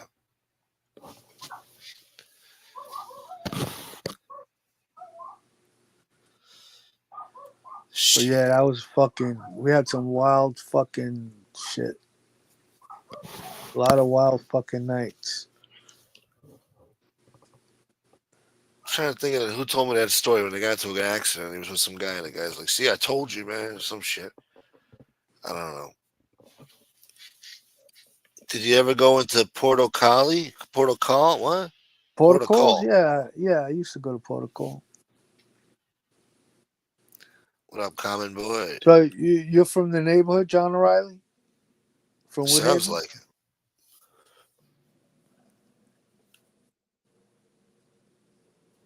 Death Haven boy. Oh, good. Common sense is here. You can bail me out. I'm tired. Yeah, we're out of steam here. Almost a 3 hour show. Yeah, Still early. protocol was on Atlantic Avenue and Woodhaven Boulevard. Oh, you grew up in Richmond Hill. Oh yeah, oh yeah. I used to live in Richmond Hill, Shit. 115 off of Myrtle, and Jojo lived on like 113 off of Myrtle. I lived like fucking 2 blocks from him. He had a nice house, like a nice Just furniture and work shit. him, yeah. A lot of Fancy stuff. his the house in Brooklyn was modern, Yeah. and the house he had in Richmond Hill was like old fashioned, but a lot of the furniture were antique. Yeah. It was a lot of expensive things in there.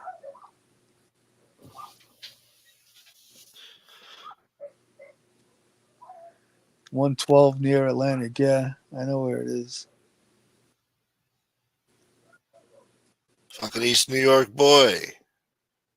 Yeah, 111 was like that main road. It's like a 2 lanes on each side. 111 was a big street from Atlantic to Jamaica Avenue. Uh-huh. That's under the train tracks, right? Over there? Or no? Um, Well, the train tracks on Jamaica Avenue, right? For a while? yeah, they're on Jamaica Yeah. Avenue. Yeah, yeah, that train goes all the way to Jamaica, Yeah. Sufton Boulevard. Yeah, I think it ends at Sufton Boulevard. I think that's where Sean Bell got shot, too. At that fucking train stop over there, something. I think. There's a strip club over there. Oh yeah, yeah, yeah. I went to that strip club. Yeah? I forgot what it was called, man. I met this Dominican girl from the Bronx, and she was a waitress there. Yeah. Yeah, she was like really dark skinned with green eyes. Uh-huh. Yeah, nice looking girl. Yeah. There's some hot Dominican chicks out there. Yeah. I hung out in Forest Park by the statue. Forest Park boy. Forest Park by the statue. Yeah, they got a statue of Ralph Cramden over there. Jackie Gleason statue. So are you talking about like uh Forest Park by like Myrtle Avenue by like Victory Myrtle and fuck. It's like a cross street there where Victor where if you I think I know what you're talking about. I just forgot the name of the street, that cross street.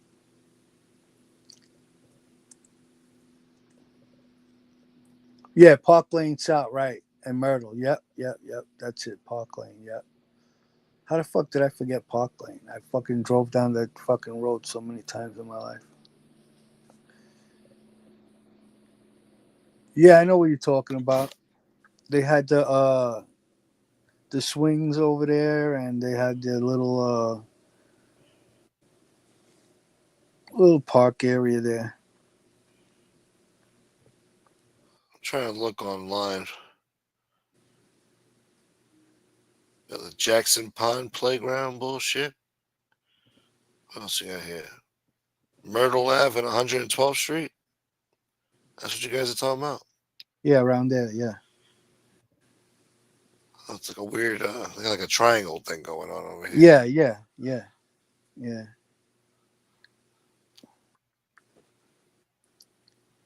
Shit. Not too far from there is where they had that Goodfellas scene. Yeah. Underneath like the fucking that's underneath the Long Island Railroad where they found the guy and his wife in the Cadillac. Uh huh. Yeah. Yeah, that was right around the corner from where I live. Oh, so this is kind of like Kew Gardens over here. Yeah, yeah. I used to Close, hang out over there. Like, very close to Kew Gardens, like on the border, yeah. Kew Gardens and Richmond Hill.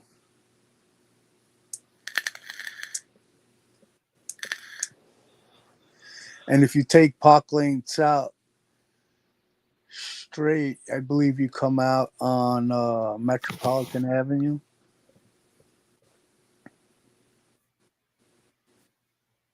And then if you make a right, you can go to Union Turnpike. Yeah, something like that. I haven't thought about that shit in so long. I forgot the names of the streets. And it's like blurry. Yeah. And I see a few streets here by, they got the Jackson Robinson Parkway here, Union Turnpike, Yeah, I remember when the Jackie Robinson was called the Interborough. the Interboro. Yeah. Yeah, Isn't that what they call the airport too? Interboro Airport. What the fuck do they call it? Oh, Idlewild Airport or something? I don't know. And they named it JFK. yeah. I'm not sure what they called it before it was JFK. My father. Uh, Is when Common you, gonna come up or what? I don't know. I dropped the link. I think I did it twice already. God damn it. Goodfellas was also filmed in Salerno's next to the LI Double R tracks. Yeah, that's what I'm talking about. I lived around the corner from there. Well, not yeah. It's like kind of weird. It was around the corner, but not exactly around the corner. Yeah. Like You ever if heard of? Yeah. you look on the map, you see like 115th Street and Myrtle, and then you go up 115 and you make a right. You come back to you kind of like come back to Myrtle by like where Salerno's is. Salerno Yeah, boy. underneath the Long Island Railroad. Yeah, I've eaten Salerno's a couple of times. Yeah, how was the food? Yeah, it was all right. I mean, it wasn't nothing to talk about, really. Yeah. It was just there, close by. They make pizza there? I don't remember if they made pizza. I don't think so. That means it was shit if they did. It was a restaurant. Yeah, yeah. It's hard to find good pizza nowadays. Really? Yeah, it's hard, man. It's a struggle. Without going to a fancy joint?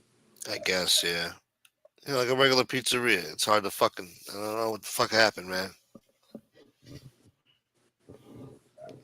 What's D'Augusta saying? A slight right? Now he's doing the silo GPS voice, like because we were talking about. Well, maybe you didn't know what the street names were, Oh, so he's like, "Oh, make a right, make a left." You know, he's yeah, just joking. 116. There you go. No, Oh, no, you no. worked in the A&P. AMP. Shit, those were the days, boy. There was a movie theater there too, for a while. They used to play. I think they started using it for bingo. Bingo night, boy.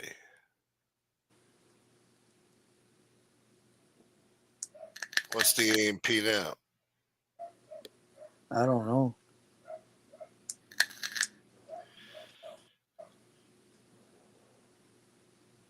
Let me see. RKO Keats. Yeah, PS 792. You went over there, boy. Queens Community High School. me? Yeah, no. No. I just barely went to high school, and when I went to high school, it was Franklin K. Lane. Oh, okay, okay. Damn, what a fucking high school to go to, huh? Franklin K. Lane.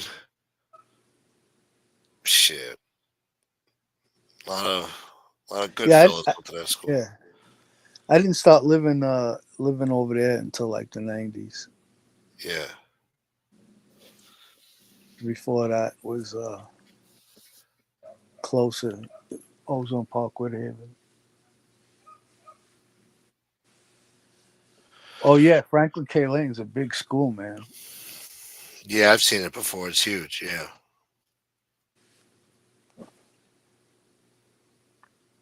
and a lot of good fellas went there. It was a tough high school. Yeah, Yeah, it's like you almost didn't have a chance, man. Like the high school you went to, the neighborhood. It's like fuck, man. It's like you were basically destined to be in that life. You know? yeah. I was gonna be all you can be wherever you put me. Like in other words, if I grew up in an area with doctors and lawyers, and the thing was trying to be the smartest kid in school, Yeah, I would have tried to do that. But unfortunately, where I grew up, the best thing in people's eyes to be was a gangster. yeah. In my area, My area. I wonder what he's up to. My area. Uh, Nightmare. No, what are you nuts? KRS One is not better than Nas. Nas is better than KRS One. It had a huge field in the front. What Franklin K Lane? Yeah, Yeah, that's how I remember it. Yeah, I've driven by it before. I don't know. Is it like on the side of a highway or some shit? I seen it's this movie. off of Jamaica Avenue. Yeah, It's right on the border of Brooklyn and Queens. I seen this shit maybe like around Cypress Hills or something. I don't know. No. Cypress Hill's a little further up, Yeah. further, down Jamaica.